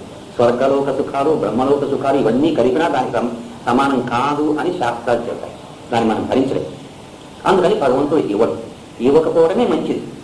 మనం దాన్ని భరించాల్సినట్టయితే శారీరకంగా, వాక్కు ద్వారా, మానసికంగా పరిశుద్ధమైన జీవనం చేయాలి. అప్పుడు కానీ అది మనకు లభ్యం కాదు. ఇందులో రహస్యం ఏంటంటే శారీరకంగా, వాక్కు ద్వారా, మనసు ద్వారా పరిశుద్ధమైన జీవనం చేసేటప్పుడు సహజమైన ఆనందం కలుగుతుంది. ఆనందంగా ఉంటుంది. మన శరీరం మనం స్నానం చేసినప్పుడు మనకి ఏ విధంగా ఉంటుంది? హాయిగా ఉంటుంది. అలసిపోయిన తర్వాత స్నానం చేసినట్టయితే హాయిగా ఉంటుంది. అలాగే ఎవరైనా దుందుడుగ్గా మాట్లాడినా, మనం ప్రశాంతంగా మాట్లాడినప్పుడు, ఆ ఘటనను దాటి ఇల్లు చేరినప్పుడు, ఎవరిని దూషించకుండా ఇంటికి వచ్చినప్పుడు మనకు ఆనందంగా ఉంటుంది. మంచి మాట మాట్లాడడం చెడ్డ మాటలు మాట్లాడలేదు అని ఆనందంగా ఉంటుంది. లేదా ఒకరోజు మౌనంగా ఉండాలని మనం ప్రయత్నం చేసి ఆ రోజు మంచి మాటలు తప్ప చెడ్డ మాటలు మాట్లాడకుండా సాధ్యమున్నంత వరకు మౌనంగా ఉన్నప్పుడు ఆ సాయంకాలం ఆనందంగా ఉంటుంది.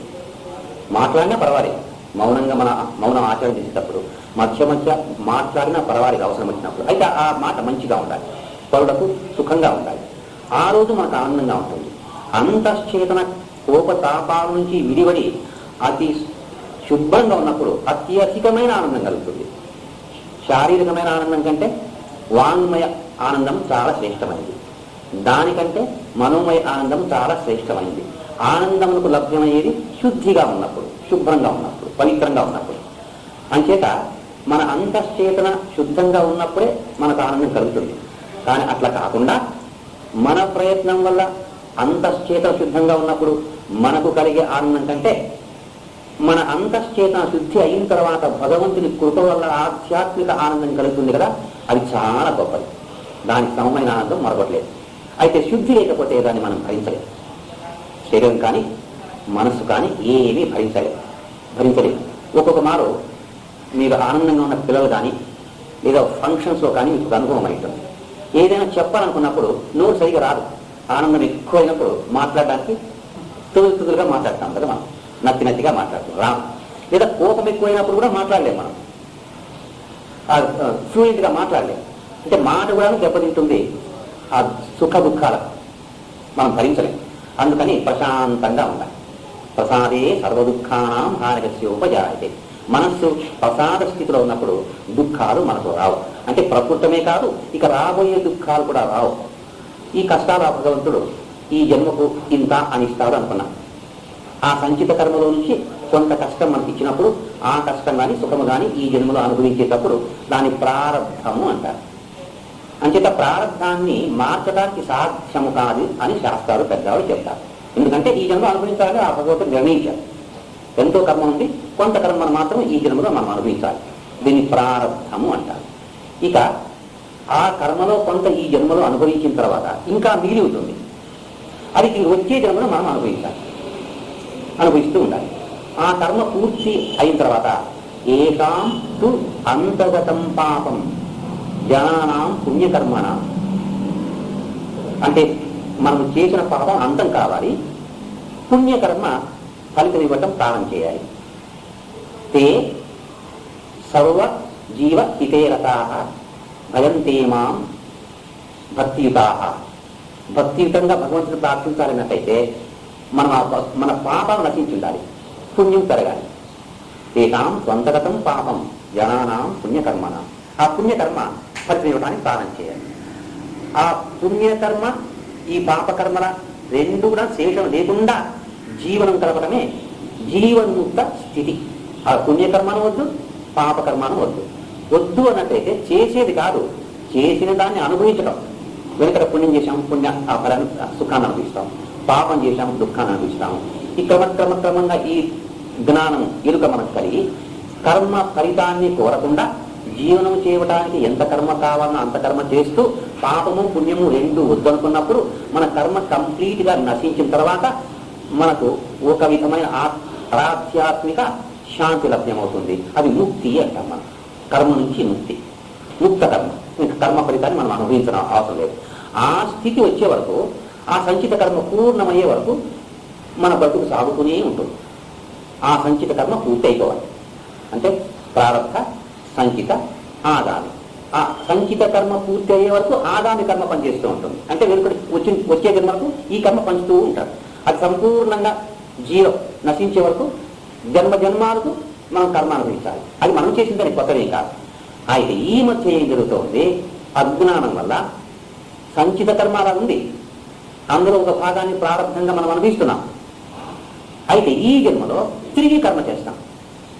అంటే వచ్చిన కష్టాన్ని మనం భరించాల్సి చేత కాక ఎవరి ద్వారానో కష్టం వచ్చిందని భావించి వాళ్ళని దూషించడం కానీ, చెడ్డ పనులు చేయటం, మోసం చేయటము, శరీర సుఖాల కోసం అన్యాయం చేయటము, ఇలాంటి పనులు ఈ జన్మలో కూడా చేస్తుంటాం. ఇప్పుడు మనకు కొంచెం అర్థమైంది. ఒకవైపు సంచిత కర్మ ఉంది, ఒక రాశిగా ఆ కర్మ ఉంది, అందులో కొంత భాగాన్ని కనిపిస్తున్నాం. తిరిగి మనం కర్మ చేస్తాం. అప్పుడేమవుతుంది? సంచిత కర్మ ఆ రాశి పెరిగిపో. ఓ 10% ఇప్పుడు మనం అనుభవిస్తున్నాం అనుకో, ఇంకా 90 అట్లాగే ఉంది. ఒక్కొక్క జన్మలో 10% కర్మను అనుభవించినాము అనుకుందాం, దుఃఖాన్ని మ్యాథమెటిక్స్ ప్రకారం. అలాగా 10 జన్మలకు అది అంతమవుతుంది. ఈ జన్మలో 10%, ఇంకా 90% ఉంది. ఇంకా 9 జన్మలకు మనకు ముక్తి వస్తుంది, ఇంక మనకు పాపం ఉండదు. అయితే ఈ 10% కర్మను అంటే దుఃఖాన్ని అనుభవిస్తూ, కర్మ అంటే దుఃఖం ఒకటి కదా, ఆనందం కూడా కర్మే, అది దుఃఖం అనుకుందాం. అనుభవిస్తూ తిరిగి మనం అన్యాయాలు మోసాలు చేసి 30% కర్మ చేసినాం అనుకోండి, ఏమైంది? ఇప్పుడు ఎక్కువ అయిపోయాయి. 90 + 30 120 అయ్యాయి. 10% నష్టమైంది, 30% ఎక్కువ. మనకు తెలియదు. ఇప్పుడు ఈ ఎరుక లేనందువల్లనే మనం పాపం చేసుకుంటాం. ఆ ఎరుకున్నవాడు కష్టం వచ్చినట్టయితే అనుభవిస్తాడు, ఆనందంగా అనుభవిస్తాడు. సహనం సర్వదుఃఖాన అప్రతికార పూర్వకం చింతా విలాపరహితం. సహనం సర్వదుఃఖాన అప్రతికార పూర్వకం చింతా విలాపరహితం. ఆ విధంగా అనుభవించాలి. సహనం సర్వదుఃఖానం, ఏమైనా దుఃఖం రాని భరించాలి. అప్రతికార పూర్వకం, ఈ దుఃఖము ఎవరి నుంచి వచ్చింది అని మనం భావించి వారికి ప్రతీకారం తీసుకోవడానికి ప్రయత్నం చేయకూడదు. ఎందుకంటే సాధారణంగా సుఖ దుఃఖాలు వచ్చేవి మానవుల ద్వారా వస్తుంది. దైవం మానుష రూపేణ. మనకి ఏదైనా కష్టం వచ్చినప్పుడు ఎవరో ఒక మానవుని రూపంలో వస్తుంది. ఆ మానవుడు మనకు కష్టం ఇస్తున్నాడు అనుకుంటాం. కాదు, మనం కష్టం అనుభవించాలి. ఆ మానవుడు ఒక కారణం, నిమిత్త మాత్రం భవ సవ్య సాక్షి తీర్చేస్తుంది. నిమిత్త మాత్రం అంతే, ఏదో రూపంలో వస్తుంది. ఏదో మానవుడు కాకపోయినట్టయితే పంచభూతాల్లో ఒకటి అధిదైవము అంటారు. గాలి వల్లనో, వాన వల్లనో, అగ్ని వల్లనో మనకు నష్టాలు అవుతుంటాయి. అవి అంతేనే, అవి భగవంతుని చేతిలో పనిచేసే పనిముట్లు మాత్రమే. పంచభూతాలు కూడాను భగవంతునికి లొంగే ఉంటాయి. భగవంతునికి భయపడి అగ్ని కాలుతుంది అంటుంది ఉపనిషత్. భగవంతునికి భయపడి వాయువు వీస్తూ ఉంది అంటుంది ఉపనిషత్. భగవంతునికి భయపడే పంచభూతాలు కూడా చేసేది. అంటే మానవుడు మనకు నష్టం కలుగజేయకపోయినా పంచభూతాలు నష్టం కలుగజేసినా కానీ అవి ఆ పంచభూతాలను కూడా పూజించడానికి మనకు అధికారం లేదు. అది భగవంతుని ఆజ్ఞ చేత ఈ ప్రకృతిని, పంచభూతాత్మకమైన త్రిగుణాత్మకమైన ఈ ప్రకృతిని స్త్రీగా పోలుస్తారు వేదాంతాలు. ప్రకృతి క్షేత్రము అంటారు, ఇంగ్లీష్లో షీ అంటారు. దీనికి అధిపతి అయిన భగవంతుడిని పురుషుడు అని పిలుస్తాం. ఆ పురుషుని ఇంగ్లీష్లో హీ అంటారు. ఈ రెండు పదాలు మనం అర్థం చేసుకున్న తర్వాత షీ హ్యాస్ హిస్ కన్సెంట్, అంటే ప్రకృతి భగవంతుని అనుమతితో పనిచేస్తుంది. భగవంతుని అనుమతి లేకుండా ప్రకృతి చేయడానికి సాధ్యం కాదు. మయాధ్యక్షేణ ప్రకృతికి సూయతే సచారచరం, నేను అధ్యక్షుడుగా ఉండి ప్రకృతి చేత పనులు చేస్తుంటాను అంటారు భగవంత గీతలు. ఆయన అనుమతి చేత ఈ ప్రకృతి పనిచేస్తుంది. మనకు కష్టాలు వచ్చినప్పుడంతా ప్రకృతి ద్వారానే వస్తాయి. ఈ ప్రకృతిలో అనేకమైన విషయాలు. గాలి, అగ్ని అది ప్రకృతినే, పాము, కప్ప అది ప్రకృతినే, మనిషి అది ప్రకృతినే, దేవతలు కూడా ప్రకృతికి సంబంధించిన వాళ్ళే. పరబ్రహ్మ ఒకటి తప్పితే మిగిలినంతా ప్రకృతి. ప్రకృతి ద్వారా మనకు కష్టాలు వస్తున్నాయి అన్నట్లయితే ఏ విధంగా మనకు కష్టం వచ్చినా ప్రకృతి ద్వారానే. మనిషిగా రావచ్చు, మనిషి రూపంలో రావచ్చు కష్టము, పంచభూతాల రూపంలో రావచ్చు, అకస్మాత్తుగా ఏదో ఈ ఘటనలు ఏవైనా రావచ్చు, లేదా మన మనసులోనే ఉత్పత్తి కావచ్చు. కష్టము ఒక్కొక్క మారు మన మనసులోనే ఉత్పత్తి అవుతుంది, బాహ్యంలో కాకుండా. అది కూడా ప్రకృతినే. మనసు కూడా ప్రకృతికి సంబంధించిందే. కష్టాలన్నీ ప్రకృతి ద్వారానే వస్తాయి. అయితే ఆ కష్టాలు రావడం మన కర్మ ద్వారానే. అంతేత అప్రతీకారపూర్వకం ఈ కష్టము వీళ్ళ ద్వారా వచ్చింది అనుకుని వాళ్ళపైన ప్రతీకారం తీర్చుకోవటానికి మనం ప్రయత్నం చేయకూడదు. అట్లా చేసినట్టయితే తిరిగి కర్మ పెరుగుతుంది.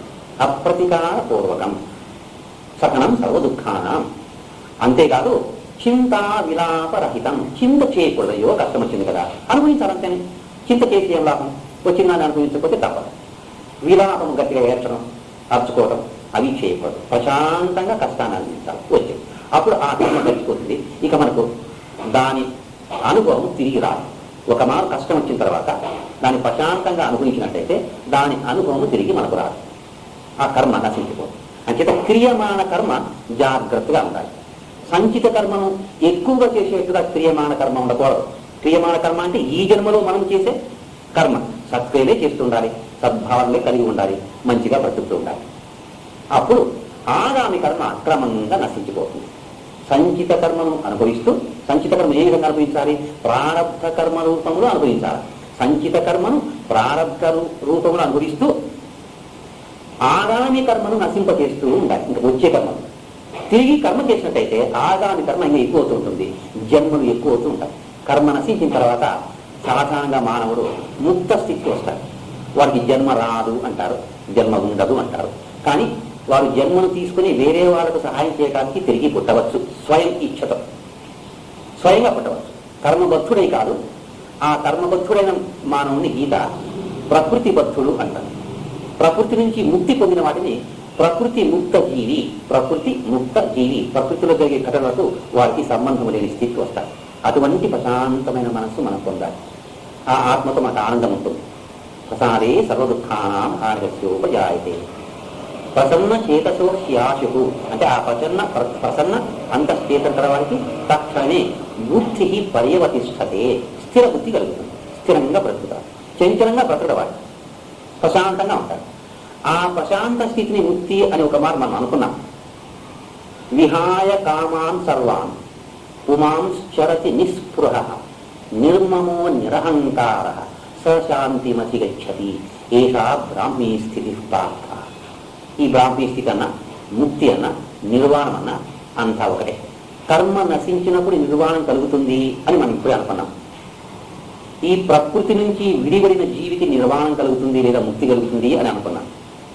అయితే దానికి మార్గం ఏమిటి అన్నట్టయితే విహాయ కామాన్ సర్వాన్ పుమాంశ్చరతి నిస్పృహ నిర్మాణ. అంటే మన హృదయంలో పుట్టే కామ. హృదయం అంటే ఇక్కడ మనస్సు.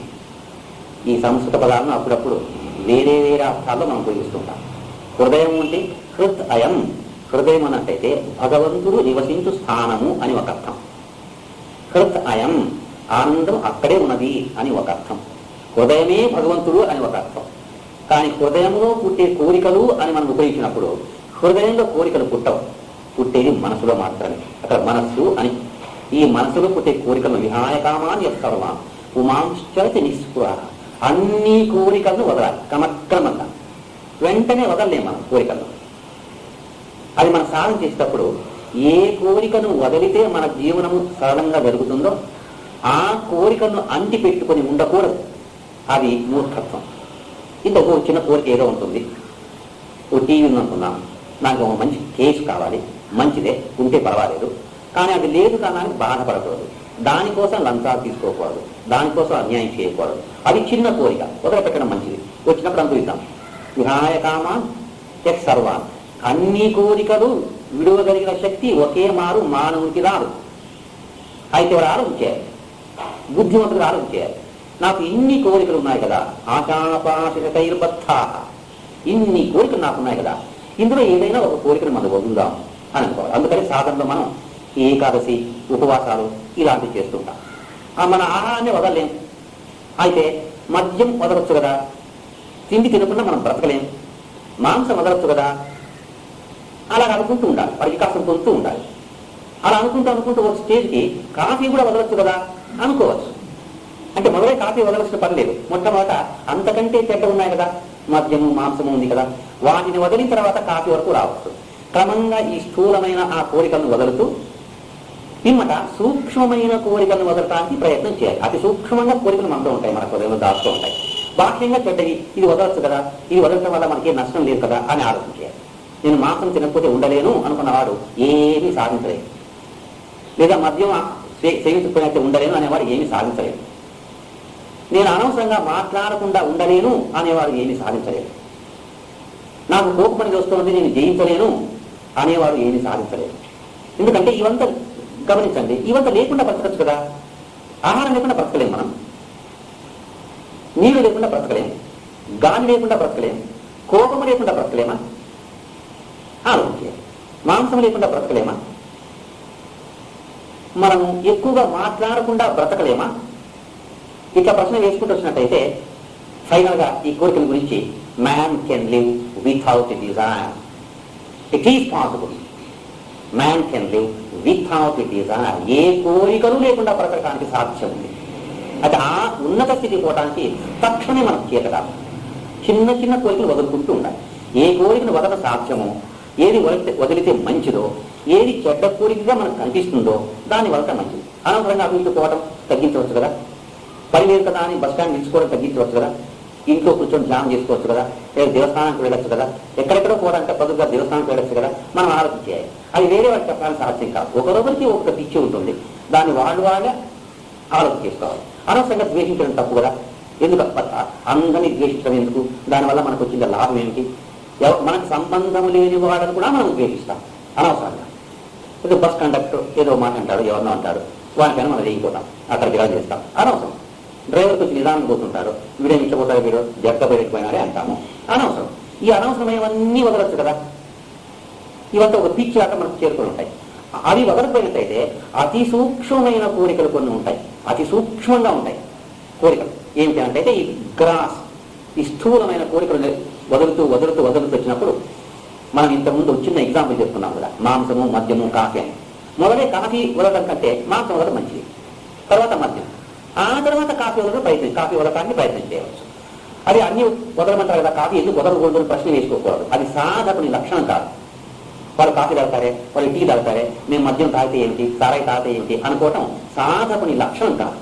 మన యోగ్యత కొద్దీ మనం సాధన చేయాలి, వాళ్ళ యోగ్యత కొద్దీ వాళ్ళు సాధన చేస్తారు. వాళ్ళు మద్యం లేకుండా బ్రతకలేదు, మనం కాఫీ లేకుండా బ్రతకడానికి సాధ్యం ఉంది. అలా ఆలోచన చేసినప్పుడు సూక్ష్మ స్థితిలో కొన్ని కోరికలు మనకు వస్తాయి. ఏమిటి అన్నట్టయితే నేను జ్ఞాని అనిపించుకోవాలి, ఇతరులు నన్ను జ్ఞాని అనాలి అనే కోరిక ఉంటుంది. దీన్ని వదులుకోవడం చాలా కష్టం. కాఫీ అయినా వదలచ్చు, కానీ దీన్ని వదులుకోవడం చాలా కష్టం. ఎవరైనా ఒక BA పాస్ అయ్యిండే అమ్మాయి ఉంది అన్నట్టయితే, అంటే అబ్బాయిలు లేరా అంటే ఉన్నారు, అమ్మాయిలు BA పాస్ అయ్యే వాళ్ళు చాలా తక్కువగా ఉంటారు, అబ్బాయిలు చాలా ఎక్కువగా ఉంటారు. BA పాస్ అయిన అబ్బాయి అంతగా విరవేయరు, కానీ BA పాస్ అయిన అమ్మాయి ఏదో విధంగా నేను BA పాస్ అయ్యాలని చెప్పడానికి ప్రయత్నం చేస్తుంది. నాకు అప్పించం అనుభవం. ఎందుకంటే పాలు వేస్తే చిన్నపిల్లలు కూడాను BA పాస్ అయ్యే ఈ కాలంలో ఇంటింటికి పాలు వేస్తుంటారు, బ్రతుకుంటుంటారు. మంచిదే, చాలా మంచిది. అయితే ఆ అమ్మాయి నేను పాలు అమ్మి బ్రతుకుతున్నాను అని ప్రజలు అనుకుంటారేమో అని నేను BA పాస్ అయ్యాను అని చెప్పడానికి ప్రయత్నం చేస్తున్నాను. ఏదో విధంగా ప్రయత్నం చేస్తున్నాను. మంచిదే, తప్పేం కాదు.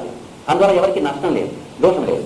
అయితే అది ఒక కోరికని నువ్వు BA పాస్గా అంటే అది ఇతరులు చెప్పుకోవాల్సిన అవసరం లేదు. నేను చాలా పెద్దగా చదివాను, నేను ఇంత చదివాను, ఎవరికి చెప్పుకోక్కర్లేదు. అది ఒక కోరిక లోపల సూక్ష్మంగా ఉంటుంది.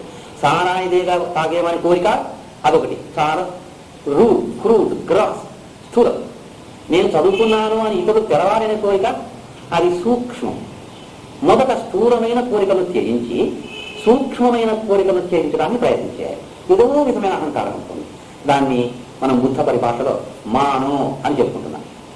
లోపల ఎక్కడో గాఢంగా అది కాచుకో ఉంటుంది. దానికి దెబ్బ తగిలినప్పుడు మనకు కోపం వచ్చేస్తుంది, చాలా బాధపడతాం. మన విద్య పనికి రాదని ఎవరన్నా అన్నట్టయితే చాలా బాధపడతాం. ఎందుకైనా నీకు విద్య పనికి వచ్చింది అన్నట్టయితే బాధపడతాం. మనం దానికి గౌరవించాలి అనుకుంటాం. మన విద్యను చూసి వాళ్ళు గౌరవించాలి, మనం 10 మంది మెచ్చుకోవాలి. ఇది కీర్తి అంటాం. అది దాన్ని జయించడం చాలా కష్టం. ఇలాంటి సూక్ష్మమైన కోరికలు ఉంటాయి.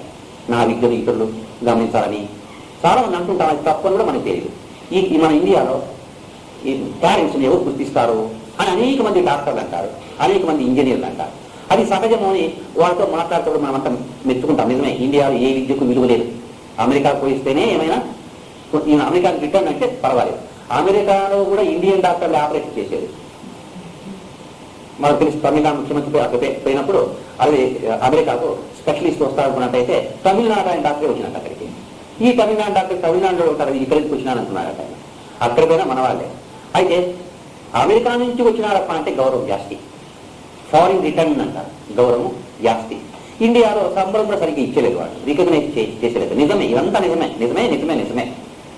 అయితే దీనివల్ల వచ్చిన నష్టం ఏమిటి? మనకి ఎందుకు బాధపడుతున్నాం అంటే, నా విలువను వీడు రికగ్నైజ్ చేసుకోవడం లేదు. నేను మామూలు మనిషిగానే బ్రతుకుతున్నాను, అందరి మనుషులాగా నేను బ్రతుకుతున్నాను, నేను గొప్పవాడిని వీళ్ళు అర్థం చేసుకోవడం లేదు. నేను ఎక్కడైనా పోయినట్టయితే, అమెరికా పోతే ఇంగ్లాండ్ పోతే చాలా గౌరవిస్తారు అనే భావన మనలో. అది చాలా సూక్ష్మమైన కోరిక.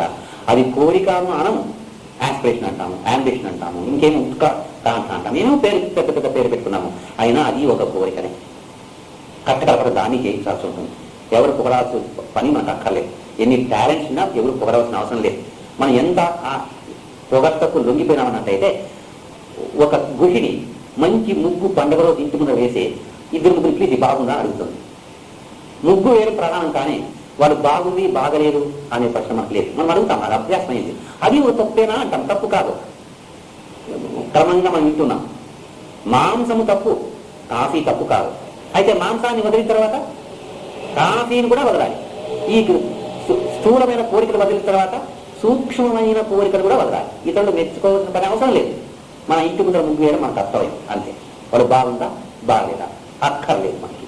బహుశా ఈ చిన్నపిల్లలు డ్రెస్ చేసుకున్న తర్వాత, అమ్మ నా డ్రెస్ సరిగా ఉందా అని అడుగుతుంటారు. చిన్నపిల్లలు బాలాహ అంటారు సంస్కృతంలో. నిజంగా అర్ధనారుడు అర్థం బాలాహ అంటే. ఆ లక్ష్యం మనలో ఉండకూడదు. మనం స్మార్ట్గా డ్రెస్ చేసుకోవాలి అంతే, శుభ్రంగా ఉండాలి. అది మన కర్తవ్యం. నీట్గా ఉండాలి, స్మార్ట్గా ఉండాలి, శుభ్రంగా ఉండాలి. ఇంకొకరు మెచ్చుకోవాల్సిన పని అక్కర్లేదు. మనం ఇల్లు వదిలే రూపంలో మన డ్రెస్ ఒక మాట అద్దంలో చూసుకొని, ముఖమంతా చూసుకొని బయలుదేరిన తర్వాత తిరిగి చేయాలి చూసుకోవాల్సిన అవసరం లేదు. మాటికి కాలర్స్, భుజాలు అవన్నీ చూసుకునే అవసరం లేదు. ఇతరులు మెచ్చ అక్కర్లేదు. శుభ్రంగా ఉండటానికి మనం స్నానం చేసినా డ్రెస్ చేసుకున్నామే, కానీ ఇతరులు మెచ్చడానికి కాదు. ఆ కోరికలు ఉండకూడదు. మనం బాగుండాము అనే కోరిక. అందమైన అమ్మాయిని మెచ్చుకోవడం లేదు కదా, వాడు వచ్చింది బెంగళూరు నుంచి, అమ్మాయిని చూసి అమ్మాయిని గుణం చూడలేదు, అందం చూడలేదు, విద్య చూడలేదు, డబ్బు చూసి వదిలిపోయింది అంటారు. ఇట్లా అన్నప్పుడు అయ్యో పాపం అనిపిస్తుంది. ఇది మంచిది అనిపిస్తుంది. మనకి ఏమి తోచదు. మనస్సు అతి సూక్ష్మమయ్యే వరకు ఈ లోపాలు మనకి తోచవు. మనకి వాళ్ళు ఎందుకు మెచ్చారు? మనకి మెచ్చాల్సిన అవసరం లేదు. వాళ్ళు వచ్చేది డబ్బు తీసుకుంటారు, అమ్మాయిని పెళ్లి చేసుకుంటారు. అమ్మాయిని మెచ్చుకోవడం మనం ఎందుకు ఆశించాలి? మనం అట్లే ఉన్నాం కదా, డబ్బులు ఇచ్చి పెళ్లి చేయాలనుకున్నాం కదా. మా పాపకు అన్నం లేకుండా మన దగ్గర ఇంకా పోసుకోవచ్చు ఉండాలి, ఎట్లో ఒకటి పెళ్లి చేస్తామని మనం అనుకోవట్లేదా? వాడు ఎంబీబీఎస్ డాక్టర్ ఎక్కడన్నా పట్టుకుని రావా, ఎవరు ఎక్కడ వాళ్ళంటే చేస్తారు అన్నీ కదా. మనం నాకే అనుభవం అయింది. నేను స్టూడెంట్గా ఉన్నప్పుడు మ్యారేజ్ ప్రపోజల్ వచ్చాయి. వాడి స్నేహితులు వాడేమో పెద్దగా చదువుతా ఉన్నాడు, ఐఏఎస్ ఆఫీసర్ కావచ్చు, వాడికి గంటే ఇంకా చూడడానికి అని అంటాడు. ఆయన భూటానికి కట్టేయండి అంటే విడిచిపెట్టదు నాకు. అట్లా భూటానికి కట్టేస్తాయి విద్యావంతులను. అది మంచి తప్పు కదా. వేరే వాళ్ళనే తప్పు అంటాను, కానీ ఇవన్నీ కోరికలు కదా, సహజంగా బ్రతకాలి. Like a tree that blossoms naturally. ఏ కోరికలు లేకుండా అలాంటి కోరిక క్రమంగా మొదలై అనుకున్నాం. మనం అన్నీ జయించడానికి సాధ్యం కాదు. మొట్టమొదట ఏది జయిస్తే మనం బ్రతుకు సులభంగా జరుగుతుందో దాన్ని జయిద్దాం. దాన్ని అంటిపెట్టుకునే వద్దు. ఆ తర్వాత బ్రతుకు కష్టమైనా పర్వాలేదు, వీటిని జయించాలి. విహాయ కామాన్ యహ సర్వాన్, ఆ స్థితికి రావాలి. అన్ని కోరికలు జయించే స్థితికి రావాలి. ఆ కోరికలు జయించినప్పుడు కలిగే ఆనందం వాడికే తెలుసు. ప్రోగ్రెసివ్లీ మనం నిత్య జీవనంలో దీన్ని అనుభవించాలి అనుకున్నట్టయితే, తెలిసిన రోజు నుంచి ప్రయత్నం పూర్వకంగా మనం చేసినట్టయితే, ఇంటికి పోయిన తర్వాత మనలో అనవసరమైన కోరిక ఏముంది అని కనుక్కొని ఒక్కదాన్ని వదిలినట్లయితే ఆనందం అప్పుడే మనం అనుభవించవచ్చు. కడపటి వరకు మనం రాయక్కర్లేదు. కోరికలు తగ్గుతూ ఉన్నట్టయితే ఆనందం పెరుగుతూ ఉంటుంది. Inverse proportion. As the desires decrease the bliss, the quality of the bliss increases. ఆ కోరికలు తగ్గుతున్నట్టయితే ఆనందం యొక్క విలువ పెరుగుతూ ఉంటుంది. ఎందుకంటే ఆనందానికి నంబర్ లేదు కదా, దాని విలువ quality of happiness, not quantity of happiness, అది పెరుగుతూ ఉంటుంది. మనం నిత్య జీవనంలో దీన్ని అనుభవించవచ్చు. ఒక ఉదాహరణ చూడండి. మనం ఎక్కువగా డ్రెస్ చేసుకొని, ఎస్పెషలీ స్త్రీ అనుకుందాం, అంటే అందరూ డ్రెస్ అన్నట్టు స్త్రీని ఎక్కువ చెప్తారు. ఎందుకు అన్నట్లయితే వాళ్ళకి ఆ పిచ్చి ఎక్కువ, వెలుపు ఉంది లేకుండా ఏం కాదు. అయినా ఎన్ని రంగులు చెప్తారు, ప్యాంటు నలుగు ఎలుగు దీని పట్టాపట్టి ఏ 4-5 రంగులు అంతేనే. అయితే చీరల రంగులు చూడండి, ఇది న్యూమరల్, ఇన్ఫైనైట్. సెలక్షనే చాలా కష్టమైపోతుంది. మీరు చాలా ఎక్కువ అలంకారం చేస్తున్నారు అనుకోండి, పెళ్ళిపోయారు, ఎంత హింస. కూర్చునే కయ్యలేదు, నీచుకునే కయ్యలేదు, భోజనానికి పోయే కయ్యలేదు, ఎవరైనా వచ్చి ముట్టుకుంటారేమో అని భయము. ఆ నీళ్ళు భోజనం చేసేటప్పుడు నీళ్ళు మిందుకేసినట్టు చెప్పి అంత భయంకరంగా కూర్చోవాలా. ఆ వడ్డించేటప్పుడు వాళ్ళు చారు వేస్తారు, సాంబార్ వేస్తారు, నీళ్ళు వేస్తారు, ఈ చీరల పైన భయము. ఎంత అశాంతిగా ఉంటుంది. ఎందుకంటే దానిపైన ఏమన్నా పైన మన బెంగళూరుకి డ్రై క్లీనింగ్ పంపిస్తారు, ఈ ఊళ్ళో ఉతకం. లేదా బండ చేసి కొట్టే చీర కట్టుకొని పోయినట్టయితే హాయిగా భోజనం వచ్చి ఇంటికి ఏమైనా సాంబార్ పడితే మనమే ఉతుక్కోవచ్చు కదా. ఎంత హాయిగా ఉండవచ్చు, ఎక్కడంటే అక్కడ కూర్చోవచ్చు. ఎవరైనా చీర కోసం ఆడవాళ్ళు కూర్చోంటే నువ్వు కూర్చోమ్మా, నేను కింద కూర్చుంటాను అనుకున్నాను, అంత హాయిగా ఉండిపోవచ్చు. రామ్మ కడ్డీలు చీర పట్టుకున్నామా, చీరలు కూర్చో, నేను కింద కూర్చుంటానులే, ఏం పర్వాలేదు, హాయిగా పాదాల మీద కూర్చొని లక్షణంగా శాంతిగా రావచ్చు. ఎంత బాగుంటుంది. సడన్గా జీవనం జరుగుతుంది. ఆ హింస కంటే ఇది మంచిది కదా, ఆ కోరిక కంటే ఇది మంచిది కదా. ప్రతిరోజు మనం దీన్ని అనుభవించవచ్చు. విహాయ కామాన్యః సర్వాన్ పుమాంశ్చరతి నిస్పృహ. దేనిపైన అనుకోకూడదు. నిస్పృహ. స్పృహ అంటే ఓదానికి అనుకుని ఉండటం. అది కావాలి, ఇది పోవాలి, అది నాది, అది బాగా ఉండాలి, అది చక్కగా ఉండాలి. మనం ఈ బాయ్స్ చూడండి, ఎస్పెషలీ అడ్జస్టెంట్స్ అయితే ఎక్కువ ఉంటారు, అమ్మాయిలు కానీ అబ్బాయిలు కానీ. వాళ్ళొక మాట డ్రెస్ చేస్తూ ఉంటారు, బెల్ట్ వేసుకుంటారు, ఇన్షర్ట్ వేసుకుంటారు, షూ వేసుకుంటారు, సాక్స్ వేసుకుంటారు, కొంతమంది అద్దాలు పెట్టుకుంటారు, అంతా పెట్టుకుంటారు. వాళ్ళని బలవంతంగా నరసింహస్వామి దేవస్థానానికి రమ్మాలంటే నాకు పని నేను రాంటాను. లేదంటే బూట్లు ఇస్తాను, ఇక్కడనే ఒక కష్టం. పోనీ బూట్లు ఒకటి ఇప్పేరా, సాక్స్తో రావచ్చు. ఈ దేవస్థానం కొంచెం పర్వాలేదు, గవర్నమెంట్ దేవస్థానం అన్నట్లయితే ఇక్కడ బూట్లు ఇప్పేస్తారు, సాక్స్తో వస్తారు. ఆడేమన్నా నీళ్ళు గీడి పడినట్లయితే అవస్థ పడతారు. ఇందులో వచ్చినవారా నరసింహస్వామి నమస్కారం ఏ రానంటే నిలబడుకొని నమస్కారం చేసే ప్రయత్నం చేస్తారు. ఎందుకంటే వంగికాయ బెల్ట్ వేసుకుంటాడు, కష్టపడతాడు. వారు సాష్టాంగ నమస్కారం నరసింహస్వామికి చేయాలన్నట్లయితే ఎంత హింసవానికి. ఎందుకు ఆ డ్రెస్ అట్లా చేస్తుంది. కానీ ఓ గూడ కట్టుకట్టుకో ఉంటాడు, జుబ్బా వేసుకుంటాడు మనిషి, ఇలా పైగా వేస్తూ ఉంటాడు. నమస్కారం చేయమంటే ఒకటి కాదు, నువ్వు చేయమని చేసేస్తాడు. బాలపట్టాడు స్వామి దగ్గర సాష్టాంగ నమస్కారం చేస్తాడు, హాయిగా వెళ్ళిపోతాడు. ఇది తీసుకుంటాడు, వెళ్ళిపోతాడు. ఎంత సరళమైన జీవనము, ఎంత సులభంగా ఉంది. లేనిపోని కాంప్లెక్సిటీస్ పెట్టుకున్న మన బ్రతుకు చాలా కష్టపడుతున్నాం. అందరూ పొగడాలా, మెచ్చుకోవాలా, ఎంత నిస్పృహ. ఇక ఉదాహరణ కంటే ఉదాహరణ ఎక్కువ. నిర్మమో నిరహంకార. ఇది నాది అనే ఒక కోరిక, మమకారం. నిర్మమ నాది అనే. ప్రపంచంలో ఏది నాది కాదు, ఏది శాశ్వతమైంది కాదు. మనం ఈ శరీరాన్ని వదిలిపెట్టుకోయేటప్పుడు ఏది మన వెంట రాదు అందరూ చెప్తూనే ఉంటారు. అందరూ చెప్పేది మీరు చెప్తున్నారు అంటారు, అంతే. కానీ ఆలోచన ఏమి చేయరు, ఏమీ రాదు. ఏ క్షణంలో ఈ శరీరాన్ని ఆ జీవి వదిలిపెట్టుకుంటుందో మనకు తెలియదు. మనం సంపాదించిన ఆస్తి పాస్తి అంతా బంధువులు అందరూ దానికి రావాల్సిందని, ఎవరు వెంటరా. నాది అనుకునే వస్తువు ఏది రాదు. ఈ మేకల గురించి సంస్కృతంలో శ్లోకం చెప్తారు. మేమే కృత్వా కాల వృకేణ నీతః. మేమే కృత్వా కాల వృకేణ నీతః.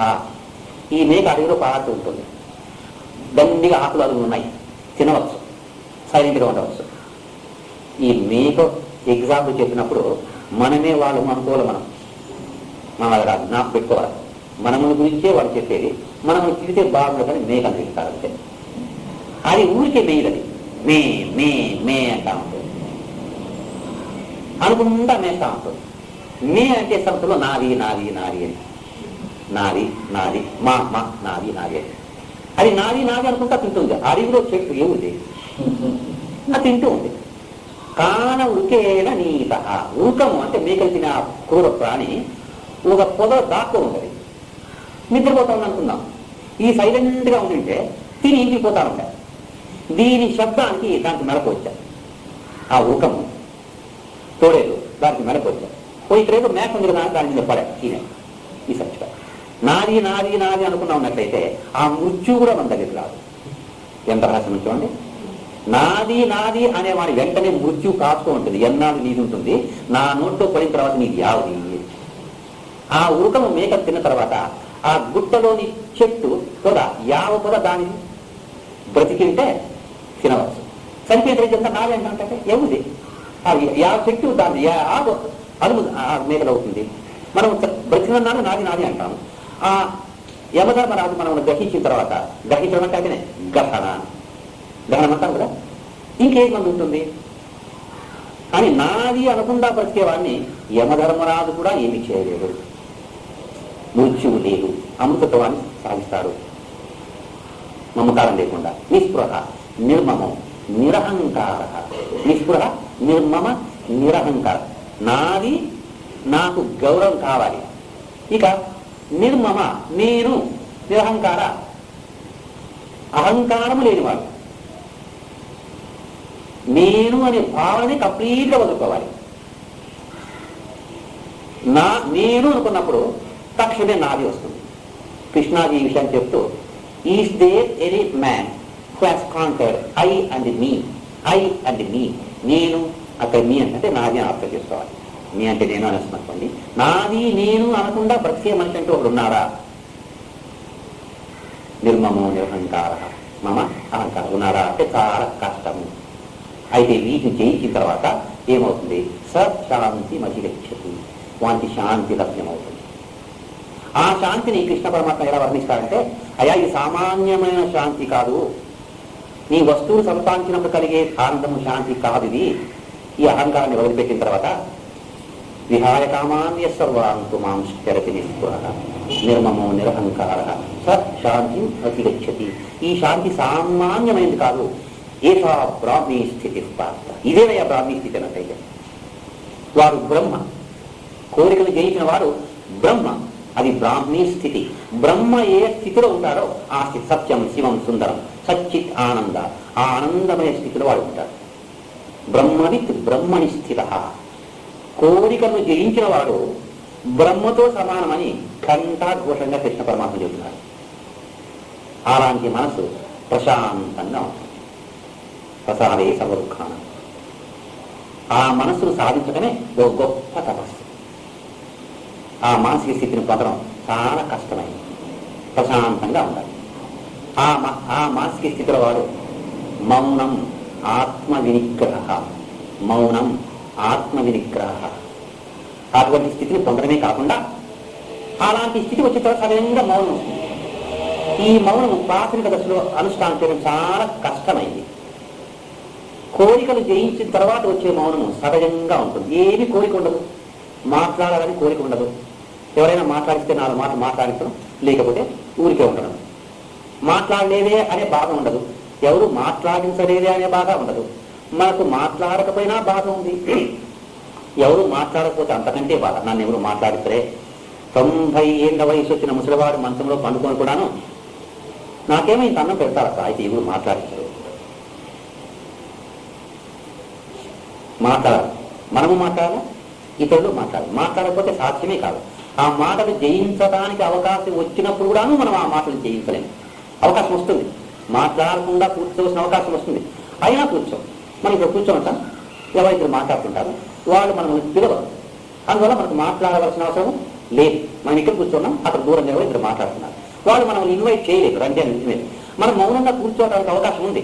అయితే అక్కడికి పోయి మనం ఏమది అంటాం. ఊరికని వాళ్ళు పిలవలేదు, చెప్పడం ఏమది అంటాం. ఊరికనే ఉండడం చాలా కష్టం. ఉండదు మౌనం. ఈ మౌనానికి ఇంకొక అర్థం ఉంది. ఈ మాటలాడకుండా ఉండేవాడు మాటలాడవలసి వస్తే ఆ శబ్దం బయటికి రాకుండా మనస్సులోనే ఉండేట్టుగా ఒక శబ్దాన్ని సృష్టించుకోవాలి. మా శబ్దము అంటే మంత్రము. ఇదైనా ఒక భగవంతుని నామ స్మరణ. అంచేత లౌకికమైన మాటలు మాట్లాడకుండా భగవన్నామ స్మరణ చేసేవాడు కూడాను మౌని అని అంటారు. కూడా మౌనానికి 2 అర్థాలు. మననాత్ మౌన మననాత్, మననము చేయటం వల్ల మౌనాన్ని ఆచరించడం. నాకు కొంచెం కష్టం అనిపిస్తుంది అర్థం చేసుకోవడానికి. అంటే భగవన్నామ స్మరణ చేయటము మాట్లాడటంతో సమానం కాదని. భగవన్నామ స్మరణ చేయవచ్చు, అది మౌనము కిందనే లెక్క. అయితే బయటికి వినిపించకుండా చేయాలి. మానసికమైన జపాన్ని మౌనము అంటారు. మౌనం అంటే నష్టాలు ఏమీ మాట్లాడకుండా ఉండడం ఒకటి, బాహ్యంగా కానీ ఆంతర్యంగా కానీ లౌకికమైన మాటలు వదిలి ఎప్పుడు భగవన్నామ స్మరణ మనసులోనే చేసుకోవడం, అది కూడా మౌనమే. వశిష్ఠుడు అలా చేస్తుండేవాట. అందుకని ఆయనకి జపకామువరా, జపము చేయవాళ్ళు చాలా గొప్పవాడు, జ్ఞాని అయినా జపం చేస్తుండేవాడు. జ్ఞాని జపము చేయవలసిన అవసరం లేదు అని కొంతమంది అంటారు. కానీ భగవన్నామ స్మరణ చేయడంలో తప్పు లేదు, అది కూడా మౌనమే. మాట్లాడడం కంటే మాట్లాడకుండా ఉండడం సాధ్యం కానప్పుడు, మనసులో మౌనాన్ని ఆచరించడం సాధ్యం కానప్పుడు మనం నామస్మరణ చేసుకోవచ్చు. అంటే నిత్య జీవనంలో ఇట్లాగే బ్రతకాలన్నా మనం బ్రతకూడదా అని కాదు దీనికంటే అర్థం. మన బ్రతుకు మనం బ్రతుకుతాం, మన పనులు మనం చేయాలి, నిత్య నైమిత్య కర్మలు చేసుకుంటూ ఉంటాం. ఆ ఏకం మధ్య భగవన్నామస్మరణ చేస్తూ ఉంటాం. వేరే విషయాల్లో మన తల పెట్టడం వద్దు, అనవసరంగా మాట్లాడేది వద్దు, అనవసరమైన కోరికలు పెంచుకోవటం వద్దు. మౌనం అనవసరమైన కోరికలు పెంచుకోవటంలో, వాటిని జయించడంలో ఉన్నదే ఆత్మవిగ్రహ. ఉండే కోరికలు తగ్గించుకోవాలి, లేని కోరికలను పెంచుకోకూడదు. కొంచెం కన్ఫ్యూషన్ అవుతుంది మనకి. ఇప్పుడు ఉన్నట్టుగా మన బ్రతుకు నడుస్తూ ఉంది అనుకున్నాం, నడుస్తూ ఉంది, హాయిగా ఉంది. ఇంత మాత్రం నడవని కాలం మిగులుతోంది మనకి. ఇప్పుడు సరళమైన బ్రతుకు బ్రతుకుతున్నాం, అంత ఇంతో కాలం మిగులుతుంది. అప్పుడు ఏదైనా జపం చేయడం, తపం చేయడం, సద్గ్రంథ పఠనం చేయడం, ధ్యానం చేయడం, ఏమైనా మంచి పని చేసుకున్నాం. టైం మిగిలింది, టైం ఉంది కదా అని పనికి వెతకూడదు. అన్నీ ఉన్నాయి ఇంట్లో, చాలా పెద్ద హాల్ ఉంది, ఇంకేముంటే బాగుంటుంది అనవద్దు. ఉండేది చాలు, ఇంకే అరియర్స్ వస్తే ఆఫీసర్లు అట్లా ఆలోచన చేసేది. ఇంకేం కొందాం, డబ్బు వచ్చింది కదా, ఇంకేం పని చేద్దాము, మంచి పని చేయడానికి అవకాశం లేదో కొని పెడదాము అని. ఇంత మాత్రం ఉంది ఇక్కడ, ఇంకేం పెడితే బాగుంటుంది, ఇక్కడ ఓ టేబుల్ క్లాత్ వేయచ్చు, ఫ్లవర్ వేసి పెట్టచ్చు, ఇంకేమన్నా పెట్టచ్చు. అట్లంతా ఆలోచన చేయడం మంచిది కాదు. ఉండే కోరికలతోనే సతమతమైపోతున్నాము. ఇంకేమి కోరికలు పెంచుకు, ఇంకేముంటే బాగుంటుంది అని కోరికలను పెంచవద్దు. నిగ్గడం ఉంది ఇక్కడ. ఇంకేం కావాలి, ఇంకేం చేస్తే బాగుంటుంది, ఇంకేం అలంకారం చేయాలి, ఇంత డ్రెస్ చేసుకుంటే ఇంకేం కావాలి. ఉండే కోరికలతోనే మనం బాధపడుతున్నాం, దాన్నే జయించాలి అనుకుంటున్నాము. ఇంకా ఏమి కావాలి అనుకోవడం తప్పు కదా. అది మనకు తోగొట్టమే లేదు మనకు. ఉన్న దాంట్లో తృప్తి మనకు లేదు, తృప్తిగా బ్రతికే అభ్యాసమే మనకు లేదు. ఇంకా ఏం కావాలి. ఈ ఇంకా ఏమి కావాలి అనేది ఇంకా ఎక్కువ పనిచేస్తున్నట్టయితే పనులను చూసిన తర్వాత వాడి ఇంకా ఉంది కదా, మనం దాన్ని పెట్టుకున్నాంలే, వాడి ఇంకా బాగుంది కదా, మనం అట్లా చేద్దాంలే, ఆ డ్రెస్ బాగుంది కదా, మనం అట్టున్నాంలే. చాలా సూక్ష్మంగా ఆలోచన చేయాలి. ఇప్పుడు బ్రతుకు నడుస్తుంది కదా, నడవని చాలా మనం బ్రతికే ఉన్నాం కదా, ఏ పరిస్థితిలో ఉన్నామో మనం ఆ పరిస్థితి మనకు నడుస్తుంది కదా, నడవని. అంటే ఎక్కువ రాకూడదని అర్థం కాదు, దానికోసం హింస పడవద్దు. వస్తే రాని, అది ప్రారంభం. వచ్చే వస్తువు మనం అది సిరిరా మోకారుడ్డు వాడుంటునే అంటే డబ్బు వస్తూ ఉంటే వద్దంటామా, కానీ దానికోసం వ్యపడవద్దు. కావాలి అనుకోవద్దు.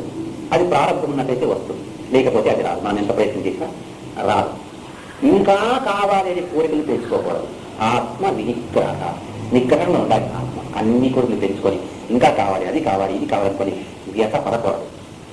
ఎందుకు అన్నట్టయితే కరెక్ట్ సూక్ష్మంగా చెప్తారు.